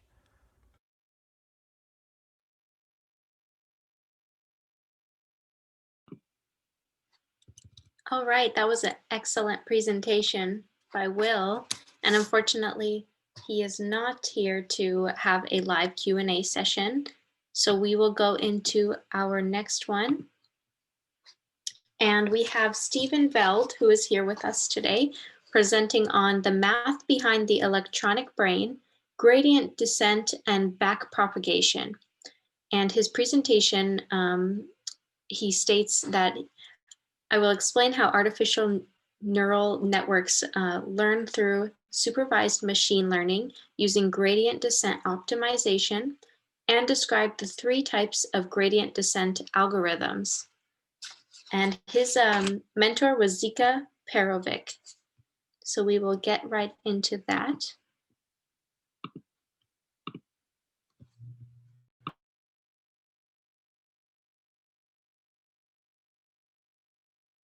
Welcome to my presentation on the math behind the electronic brain, also known as the artificial neural network. I will be focusing on the gradient descent and backpropagation algorithms, specifically on gradient descent, which is used to optimize. And my name is Stephen Veld. I'm a representative from Math 260 Honors, and my mentor is Professor Zika Perovic. Quick note, don't get too attached to the abstract if you happen to read it in the showcase program, because unfortunately I did have to cut out a few things for time's sake. All right, so brief history of artificial neural networks. They can be traced all the way back to the origin of the computer with Alan Turing in 1936. also known as the Turing machine, and he liked to call it the electronic brain. That's where I got the idea for the title of this presentation. And the history of ANNs can be traced back, like I said, starting with computers, which eventually developed into artificial intelligence. Combine this with knowledge of the brain, and that gives us artificial neural networks, which were first proposed by Warren McCullough and Walter Pitts in 1943 to 1944. And as I mentioned, they're modeled after the brain. So basically, we've got a bunch of digital neurons organized into layers, and every neuron in one layer is connected to every neuron in the next layer, which is once again modeled after the brain and allows us to have a multitude of stored information, and also allows for learning, which is one of the main benefits of artificial neural networks. Some other important benefits as compared to regular artificial intelligence is fault tolerance, as the complexity allows them to work with imperfect information. It also allows them to deal with complex and nonlinear problems. Additionally, because we have many neurons in each row, it allows for parallel processing. And lastly, the distribution of data throughout the system rather than in one database allows for distribution of risk. So briefly describing machine learning here. So there's three main categories: supervised, unsupervised, and reinforcement learning. I will be focusing on supervised machine learning, which in itself has two categories, classification and regression. Basically, the way that supervised machine learning works is that we provide the machine with both the inputs and the expected outputs. So one example of this would be we provide it with a bunch of pictures of faces, and the expected outputs are we tell it which emotion this face has, and we're trying to get it to be able to predict emotion based on pictures.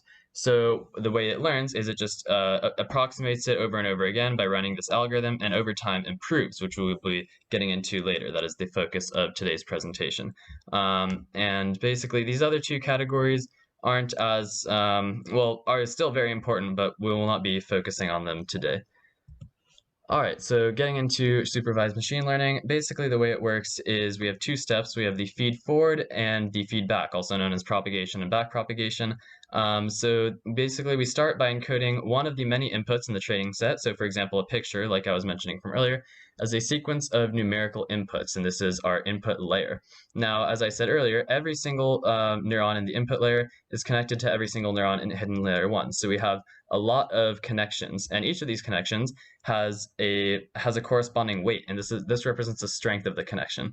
And basically, for each neuron, we will multiply every single input that is being attached to it by the respective weight, and then we'll add this thing called a bias, which is sort of just this artificially induced, addition, just to make things run more smoothly. Then we'll take this new input, run it through an activation function, the most common being the rectified linear unit, also known as ReLU, which we won't be getting into. And then we repeat this for each layer using the outputs from the previous layer as our new inputs. So basically, we eventually get to our output layer, which we can then compare to our expected output using a cost function, the most common being the mean squared error cost function, also known as a quadratic cost function. And what this does is it basically just tells us the error or the disparity between our actual output and our expected output.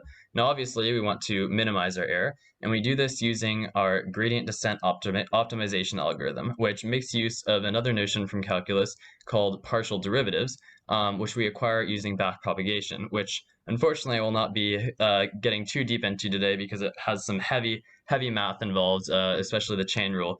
But that's another interesting and important concept. So the last thing we do once we've optimized this algorithm is we run this new and improved algorithm on a test set to check for overfitting, basically just making sure that we haven't overfit our data to the training set and it's still able to generalize to other data that we want it to be able to do. So I was talking about gradient descent. Before we get into that, we need to explain the gradient, which is an important tool from calculus. So the gradient del f, this triangle symbol, we say del, is the vector of all partial derivatives of the function f. Now basically, sounds pretty simple, but it actually has some very, very nice and important properties, and I'll briefly derive them here. So we'll start with the notion of the directional derivative. The directional derivative is just the dot product of the gradient and the direction that we are going in, which we call the vector u. The dot product just means that we are multiplying corresponding components. So if each have the same amount of components, we can just multiply corresponding components. The directional derivative represents the slope of f in the direction of u. So as we can see here, we take a vertical cross section of it, we go in that direction, and the directional derivative represents the slope. Now, basically, another important formula from calculus is this right here that says that the dot product of two vectors is equal to their magnitudes times the cosine of the angle between them. Now, this is derived using the law of cosines, which I won't be getting into, but just a brief side note, I think it's really it's really cool and beautiful to be able to see how we have all these things building on top of each other, eventually leading us to really complex and very useful algorithms. I don't know, that's just me. I like to see that. But anyway, so based on this formula right here, we can see that the directional derivative, or del f dot u, is at its maximum when cosine of theta is equal to 1. In other words, the angle is equal to 0, meaning that the gradient is the same direction as the directional derivative.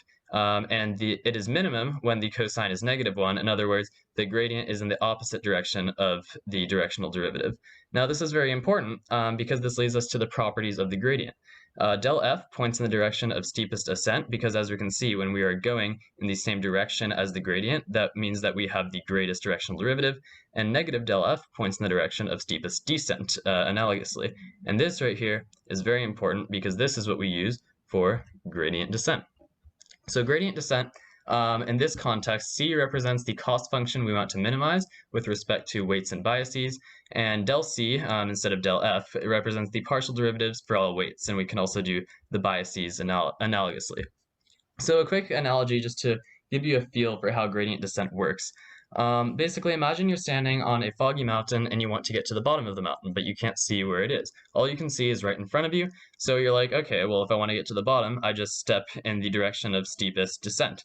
And you continue doing that, and you continue going farther and farther down until you reach a valley, or a local minimum, we call. And that is basically how gradient descent works. And I actually just explained what's going on here, even though this might look sort of weird and mathematical. But basically, all this is saying is that you have your current position, right, where you're standing on the mountain, which can be represented by the vector of all the weights. You have your gradient, which is the direction of steepest ascent, right? And obviously you want to go in the opposite direction, which is why we have this negative sign here. And all we're saying is that we have this little small constant learning rate because we don't want to step too far in that direction because the gradient might change as we go in that direction, as it's constantly changing. So we don't want to overstep. So all we do is we step a little bit in that direction, and that gives us our new weights. And then we just repeat that using these new weights over and over until we converge to a minimum, which would be the valley, or the bottom of the mountain. Now, obviously, this only leads to a local minimum, and there are certain techniques to give us global minima, which we'll get to in a bit. But it can't be perfect, unfortunately. Just some quick terminology. One epoch represents one path through a training set. And we will use this in describing the three types of gradient descent: batch, stochastic, and mini-batch gradient descent, which is the most common. And a quick note before we move on to the next slide. The reason that we use gradient descent, which is a local iterative optimizer, is because conventional global techniques for finding global minimum are incredibly computationally expensive with so many variables, because we would have to calculate the derivatives of these variables across the entire function, which would be very difficult. All right, so our first type is batch. Basically, the way this works is, this one is possibly the most intuitive. We basically just calculate our vector, our gradient, for a single training example, and then we do this for all of our training examples using all of the weights and biases in there, and then we average this gradient across the entire training set. Then using this gradient, we then take a small step in that direction, and we repeat that over and over again until we converge to a minimum. So the advantage of this is because we are basically because we are doing many computations at once, we can vectorize it, which basically means that we're just performing many computations at once, which allows us to increase the efficiency and speed of our convergence, along with the fact that it is more stable because we are taking averages, and a less quote-unquote noisy convergence. However, a stable convergence can actually be an issue as well, because skipping down to our disadvantage here, it means that we cannot escape local minima, because if it is so stable, when we reach a local minima, there will be no fluctuations to sort of help us jump out of it, in a sense.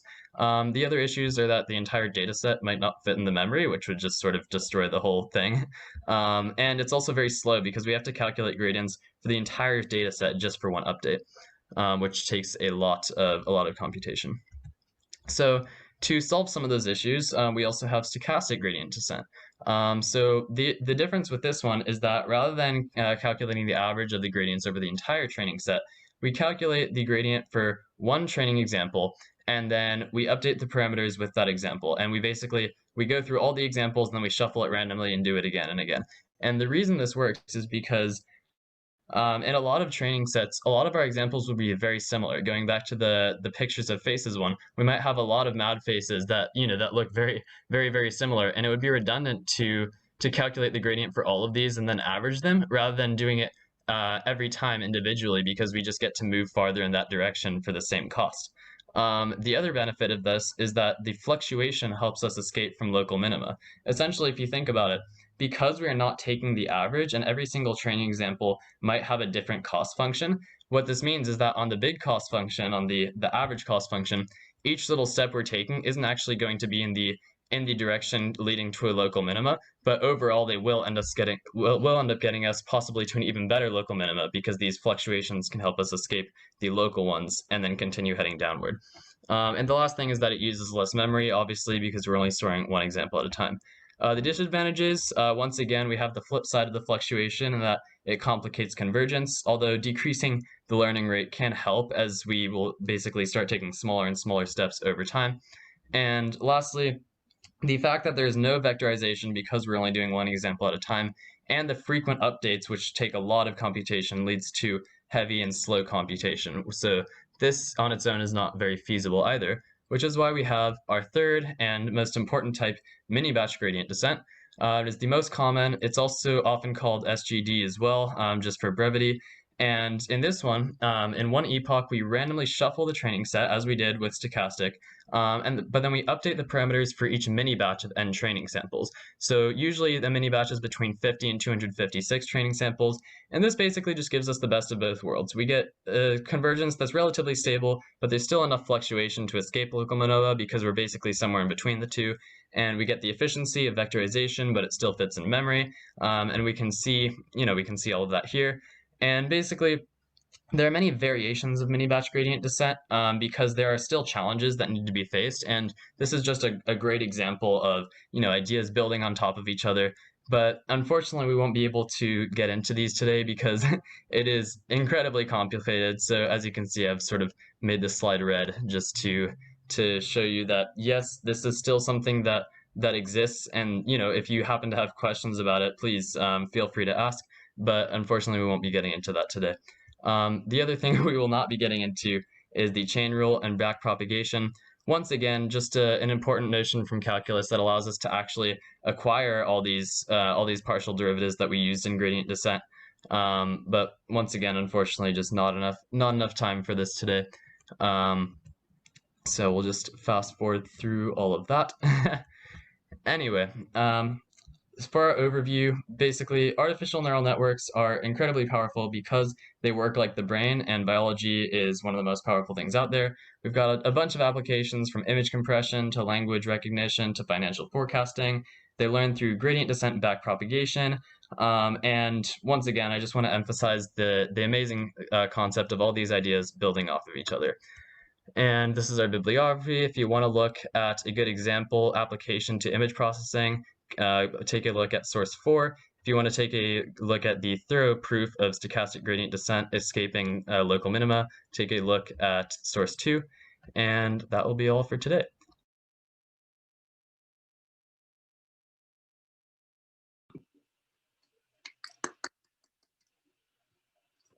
Thank you so much, Stephen. That was such a complex and in-depth presentation.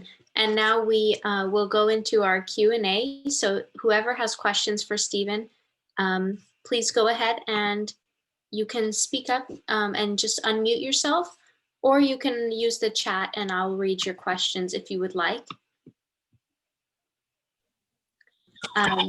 John has a question already, and he says he did not understand.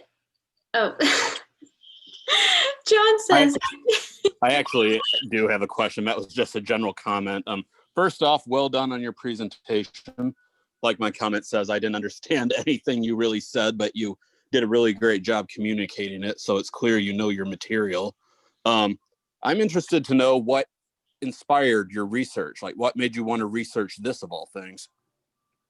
Yeah, so basically, well, so sort of it came from two approaches actually. So in Calculus 3, we learned about the gradient, and it was like, okay, obviously, optimization has a lot of useful applications, and I could sort of see this being applied there. And then I sort of just went online, looked at things I was interested in, right? So personally, I'm very fascinated by artificial intelligence. I think it has big implications for the future and all of that. And I found that that this was actually one of the most important notions from math being applied to AI. So I figured might as well go with this. And there's way more applications of this that I didn't get to. So like, for example, with one of the most fascinating ones is with reinforcement learning, actually, where basically you give it a goal and then it's sort of trying to reach this goal. So like self-driving cars use simulations to basically do this over and over again until they're actually able to pretty much drive on their own. And then also AlphaGo was basically able to become really, really good at the game Go by just playing itself a lot. So yeah.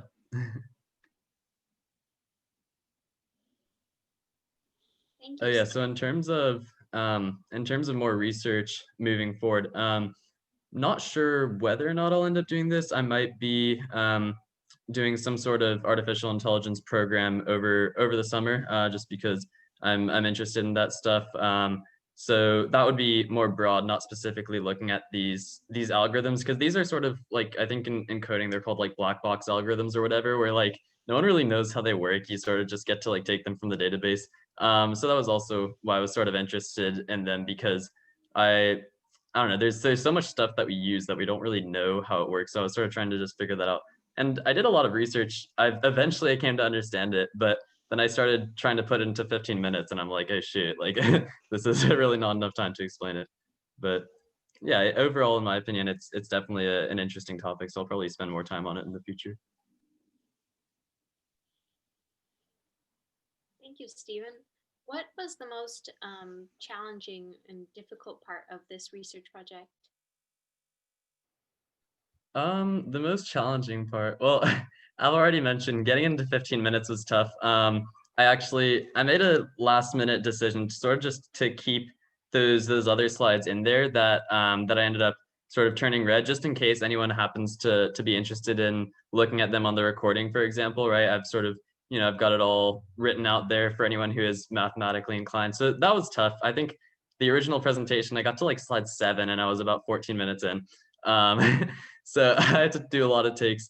The other very tough part was actually just like understanding how it worked. Like I did I did so much research because like there were so many different websites saying a lot of different things, and a lot of the scholarly ones were sort of looking at it from a higher level, because apparently everyone already knew the basic stuff, or you don't need to know that stuff, right? But I was like, okay, well, I sort of want to know this stuff. And then once it sort of all came in, like once it all clicked, sort of putting it together, it took a lot of time, but was not the most difficult part, I would say. So.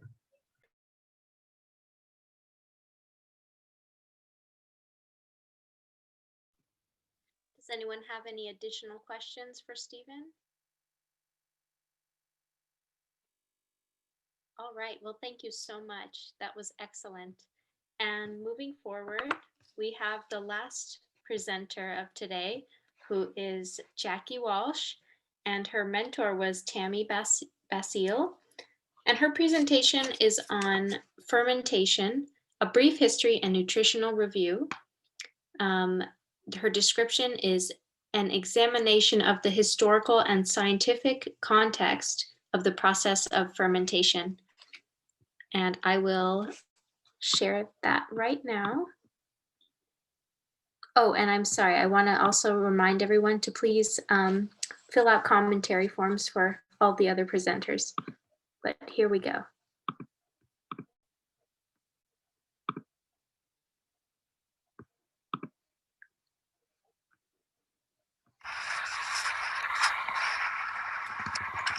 everyone. This is my research on fermentation, a broad history and nutrition review.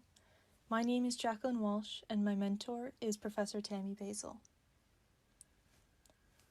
What comes to mind when you think of fermented foods?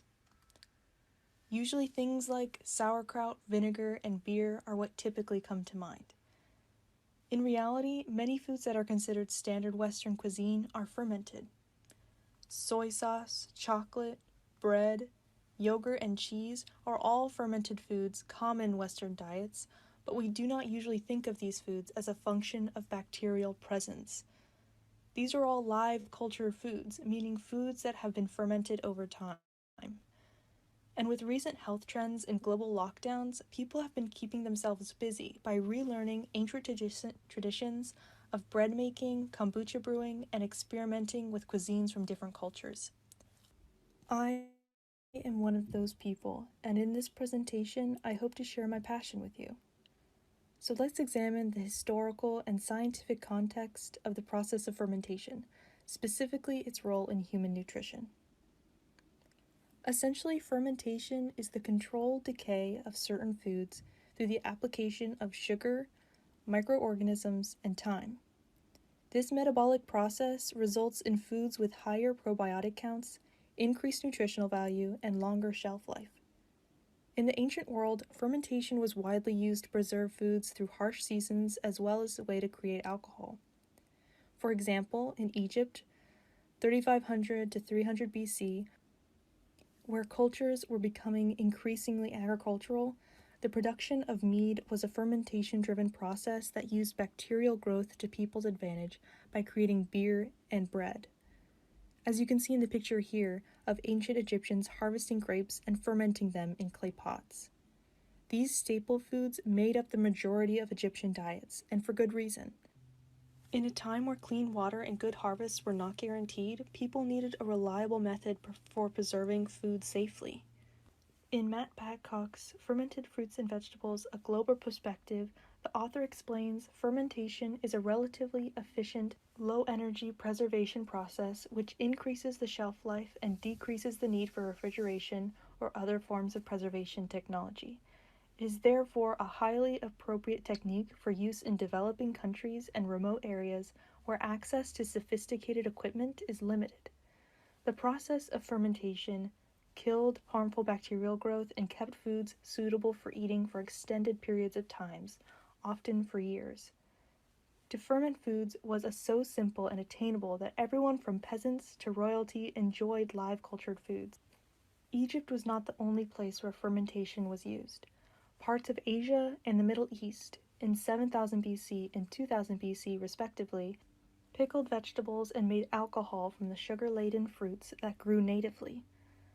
The reason fermentation has been a part of so many cultures spread across the world is because its natural occurrence in nature, which could easily be replicated by early humans, and the reason it stuck was because of its long list of benefits. Humankind seemed to master fermentation before they even knew how it worked, strictly through trial and error. There was not a true understanding of how fermentation worked until the 19th century, when the work done by Louis Pasteur, along with the invention of the first microscope, led to the development of germ theory.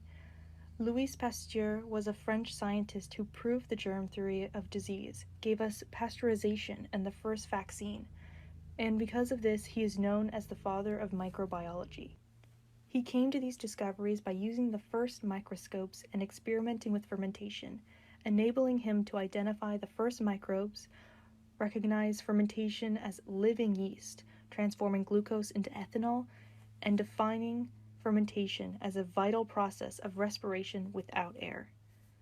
Not much later, in 1877, Moritz Traub, a German chemist, was able to isolate enzymes within fermentation.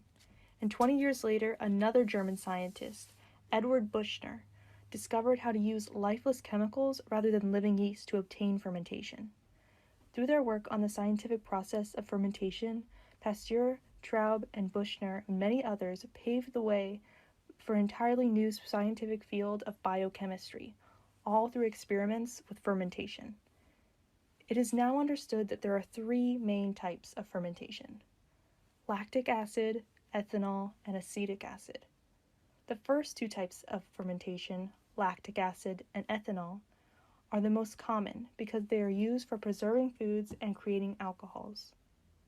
The third type, acetic acid fermentation, is used to make vinegars, condiments, and kombucha. All three of these metabolic processes start out relatively the same, in an anaerobic environment, one without oxygen, where beneficial microbes like yeast, bacteria, and mold break down carbohydrates and sugars into pyruvate.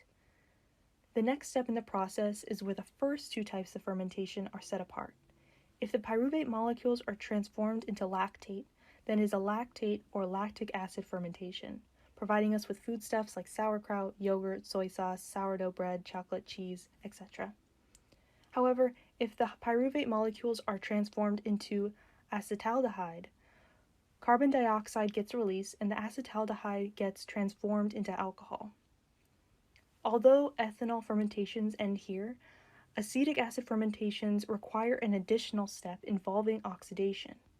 In the second step, ethanol alcohol is further oxidized to form acetic acid using Acetobacter bacteria. It should be noted that when oxygen is introduced to a system, in this case a microbial oxidation of alcohol to acid, this is an aerobic process. In other words, introducing an oxygen-rich atmosphere to an ethanol fermentation results in the formation of acetic acid. Another way to look at fermentation processes is by time. Using a lactic acid fermentation as an example, generally in the first 24 hours after the vegetables have been submerged in water and salt, the microorganisms start to kill off bad bacteria. Within 2 to 3 days, the acids begin, and between the 4th day and 4 weeks, the aging begins. From the very beginning of the process, when the good bacteria are introduced, the food becomes more beneficial in a number of ways nutritionally. Lactic acid fermentation, used to ferment fruits and vegetables, has a large positive impact on human nutrition. Our bodies already use fermentation in the digestive process to break down carbohydrates and fibers into useful products in the colon. By introducing live cultured foods in the human diet, digestion is improved in 3 ways: supplying enzymes to conserve energy, good bacteria to increase intestinal flora, and pre-digested foods to provide readily available vitamins and minerals. Digestion takes a lot of energy, and one way the body can reserve some of its energy is by using enzymes. Fermentation products provide enzymes necessary for digestion. This is important because humans are born with a finite number of enzymes, and they decrease with age. Fermented foods contain the enzymes required to break them down. Formatively, enzymes are proteins that lower the amount of energy needed for a reaction to occur. For example, amylase is a digestive enzyme that helps change starches into sugars, and though it's found in your gut, this enzyme is also present in fermented foods. When live cultured food is consumed, the amylase enzyme helps break down other non-fermented foods in the digestive system and has pre-digested the fermented food, lessening the digestive workload. In addition to pre-digested foods being easier to break down, it gives us a way to eat plants that otherwise would have been a waste to us. The most famous example of this is sourdough bread. Ground wheat and water by themselves have little to no nutritional value. However, combining ground wheat and flour, then letting it ferment, allows this food to not only triple in size, but also unlock the nutrients in wheat that is otherwise undigestible to the human body. Sourdough bread provides minerals, vitamins, and antioxidants which would be otherwise untapped without the help of microbes. This is made possible by the microbes in fermentation which degrade phytates. These phytates bind to minerals in whole grains, making them hard to absorb. After lower levels of phytates are achieved, the body can absorb minerals like potassium, phosphate, magnesium, and zinc. The fermentation of whole grains also increases folate and antioxidants. Additionally, fermented foods help with digestion by providing good bacteria, also known as probiotics, that have been found to impact more than just the gut.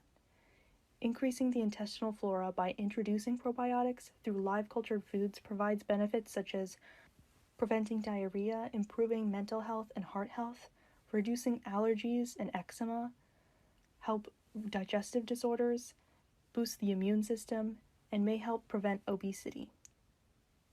Overall, the probiotic benefits of fermented foods promote a healthier, nutritionally equipped body and brain.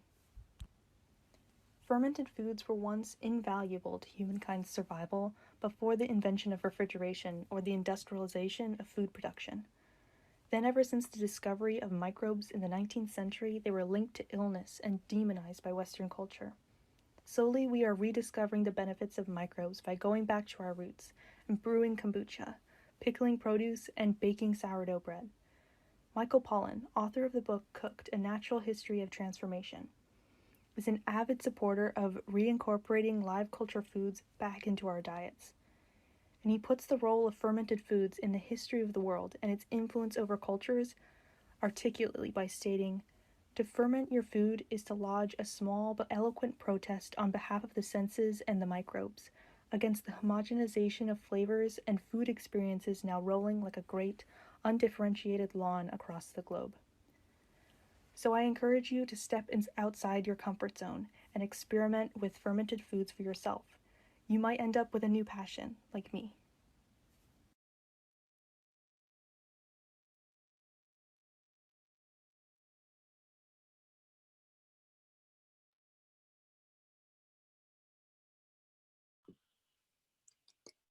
Thank you, Jackie. That was such a good presentation and very eye-opening, at least for me. We have 5 minutes of Q&A for whoever has questions for Jackie. Go ahead. I'll start. So Jackie, are you doing any fermenting processes now? And where do you recommend starting with if you are? Yeah, I am doing some fermented processes right now. I showed them briefly in the slide, but I have done kombucha is my first kind that I've done. And if you guys don't know what that is, it's a fermented tea, and it uses a SCOBY, which is short for a symbiotic culture of bacteria and yeast. It grosses a little bit of people out because it looks kind of fleshy. So maybe don't start with that if you're a little queasy. But bread is one that a lot of people are getting into right now and is really good for beginners. So starting a starter is something you can get from bread stores, so you don't have to make it on your own. And that's what I did. I got it from Prager Bros. And I think they're monetizing that now, so you can buy a yeast starter for yourself. And I've also done a lot of red wine vinegars. So if, in my case, my parents drink red wine, but they don't drink the whole bottle. So one way to not waste any of that product is to turn it into red wine vinegar. So that is also an easy beginner fermentation. Great job. Keith asked, what's your favorite fermented food? I mean, sourdough bread, that's probably my favorite fermented food, and probably a lot of people's. You can ask my mentor, but I was going to go off on a tangent about sourdough bread in my original research because it's so interesting, and it's such a big part in our history as humans, and which is odd, but it's incredible, and it's delicious, and I eat it every day. That's great. And John asked, do you plan on doing more research or writing on the history and benefits of fermenting? Oh yeah, I would love to go. I want to take this project in so many different directions, but history is definitely one that I want to analyze some more because I only mentioned like 3 scientists who were incredible in breaking open a whole new scientific field with this, just with looking at fermentation. And there was a slew of other scientists who have gone into more with vaccines, and then some who use it for, they're looking at even just neuroscience, because something like a SCOBY that I mentioned that's in kombucha, it's actually like a small neural network. It's something that they can use to study our brain. It's like how people use fungi to also study the human brain and to understand our own thinking patterns, is looking at these. And so yeah, I would love to look into the history of that, and especially different cultures going into history and looking at that, because so many fermented foods have a connection with a specific culture. So you think of like Asian cultures, you think of like kimchi and soy sauce. And other ones is in like Russia, you think of fermented cabbage, sauerkraut, and these flavors we connect with cultures so much because they're such, what do you call those tastes that you have to develop, like with wine? Oh, what am I thinking of? Elizabeth, you're muted. What was it? An acquired taste. Thank you. An acquired taste. Like all of these fermented foods are like acquired tastes and cultures, and it really defines a culture. So sorry, that was a long-winded way of saying, yes, I do plan on doing a lot more research in the history aspect of fermented foods. That's excellent. Very in-depth. Professor Sleeper said, how about making beer? Do you make I'm just thinking Four Sisters Brewery. I can already see the marketing possibilities. I think it would be amazing. Oh my gosh, I love that. You know, I love that. I can already see the label. Oh yeah, I thought about that with actually my kombucha, because with ethanol fermentations, it's a lot more equipment is needed and keeping everything very sanitary, so everything goes right. It's a little explosive, so when it comes to ethanol fermentations, it's a little bit more expensive, but I have thought about going into beers or wine. You do have a chemist in the family, if I remember, so you have all the people in all the Four Sisters. You have something that can all work for all of the needed areas. So yeah, we'll have Amanda do marketing. Yeah. I'd like to make one comment. My name is Žika Perović, and I come from the Serbian background. Serbia is a country in Southeast Europe. In Serbia, we have a big tradition of all kinds of fermentation. So generally, especially for sauerkraut, so every family makes the whole big barrel for sauerkraut. Even here in California, when it's a little more complicated because weather doesn't get that cold, we actually made our sauerkraut 2 weeks ago, and it's about to get ready. And it's a big moment for family, and they eat it the whole winter, especially traditionally in Serbia, when they didn't have access to fresh vegetables. Then fermenting the vegetables for the winter was crucial part of their diet, but it's still big tradition. So that's like, you know, when you go to visit another family, they usually proudly show you what they fermented last fall. And it's also a big cultural event, and they are quite skillful. And I really enjoyed your presentation, reminded me of my home tradition. So great presentation. I'm so glad. Yeah, thank you. Thank you. So we are up, our 5-minute time limit is over, but we are way ahead of schedule. And I wanted to ask Jackie, would you mind answering one last question by John, who said, do you think you would have gotten into this process of fermenting and this research if it wasn't for COVID and being in lockdown?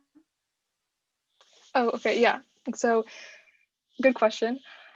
I actually started kombucha a year ago, and because like everyone was getting into that kombucha for some reason. It's very popular here in Southern California, if you guys have heard about it. But sourdough is the one that I probably wouldn't have gotten into without COVID. And a lot of my friends were getting into sourdough, and we were sharing recipes and like updating each other on our starters and how they were doing. So definitely some of the recipes that I've tried, I would have not gotten into without COVID, because I wouldn't have such like a big support base for something like that, and something as that can change so much like sourdough. And yeah, it's a big community thing too. So COVID played a big part.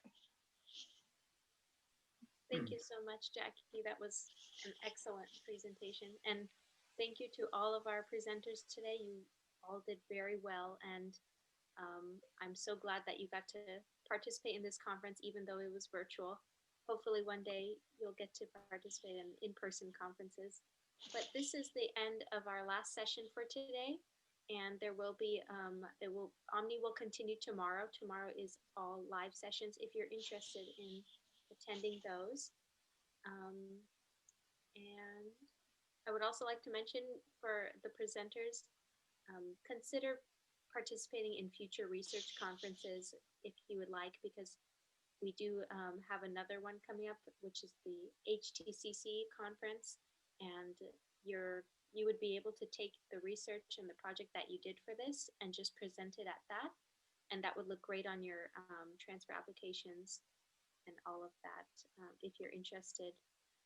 And that's all. If anyone has any additional comments or questions, please ask. Professor Sleeper, go ahead. Well, I wanted to say we don't have an OMNI without the contributions of Jackie Walsh. And so this is her last semester, and she's done so much for our program pre and post COVID. And during COVID, we're not post yet, but Jackie, just all that you've given to our program, we're just so grateful.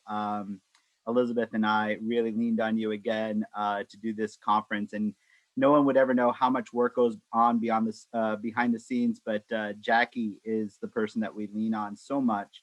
And so I just wanted to, again, have it recorded that we are so grateful for Jackie, all of her work and all the contributions she's made to our program. So thank you. Thank you so much, Jackie. Thank you. That's really sweet of you to say. Back to you, Parisa. Thank you. Oh, no, thank you. Yeah, you deserve that, Jackie. Well, I hope that everyone has a wonderful day. And like I said, you are free to go. And thank you so much for coming. Otherwise, if you would like to, say any additional comments or questions, feel free. Oh, I had something. First off, thank you for having us, and and secondly, I was wondering, wait one sec. I was wondering how we can find those other research conferences you were mentioning. Like, I don't know if the link's already been sent somewhere in the chat, but I was interested in those, and I was just wondering how we should find those and others like them. Of course. I apologize because I didn't make that quite clear either. Let me send you a link in the chat again, and this will take you to the Miracosta College site for honors in the conference section, and that has a couple of resources for you which talk about upcoming research conference opportunities for the 2021 year. It's this link that I just posted. So yes, please look at those resources listed on that site, and you are more than welcome to also reach out to me or other honors staff who are knowledgeable about this if you're able to. I don't know if I could give you my email. Let me list that here.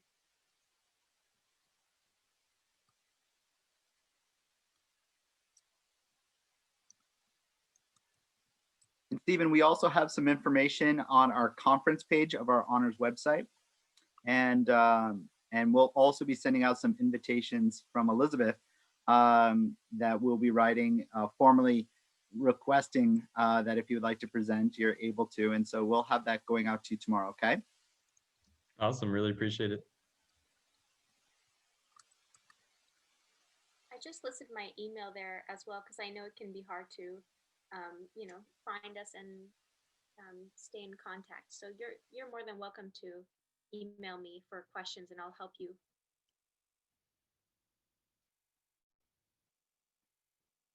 But yeah, thank you so much, everyone. Bye.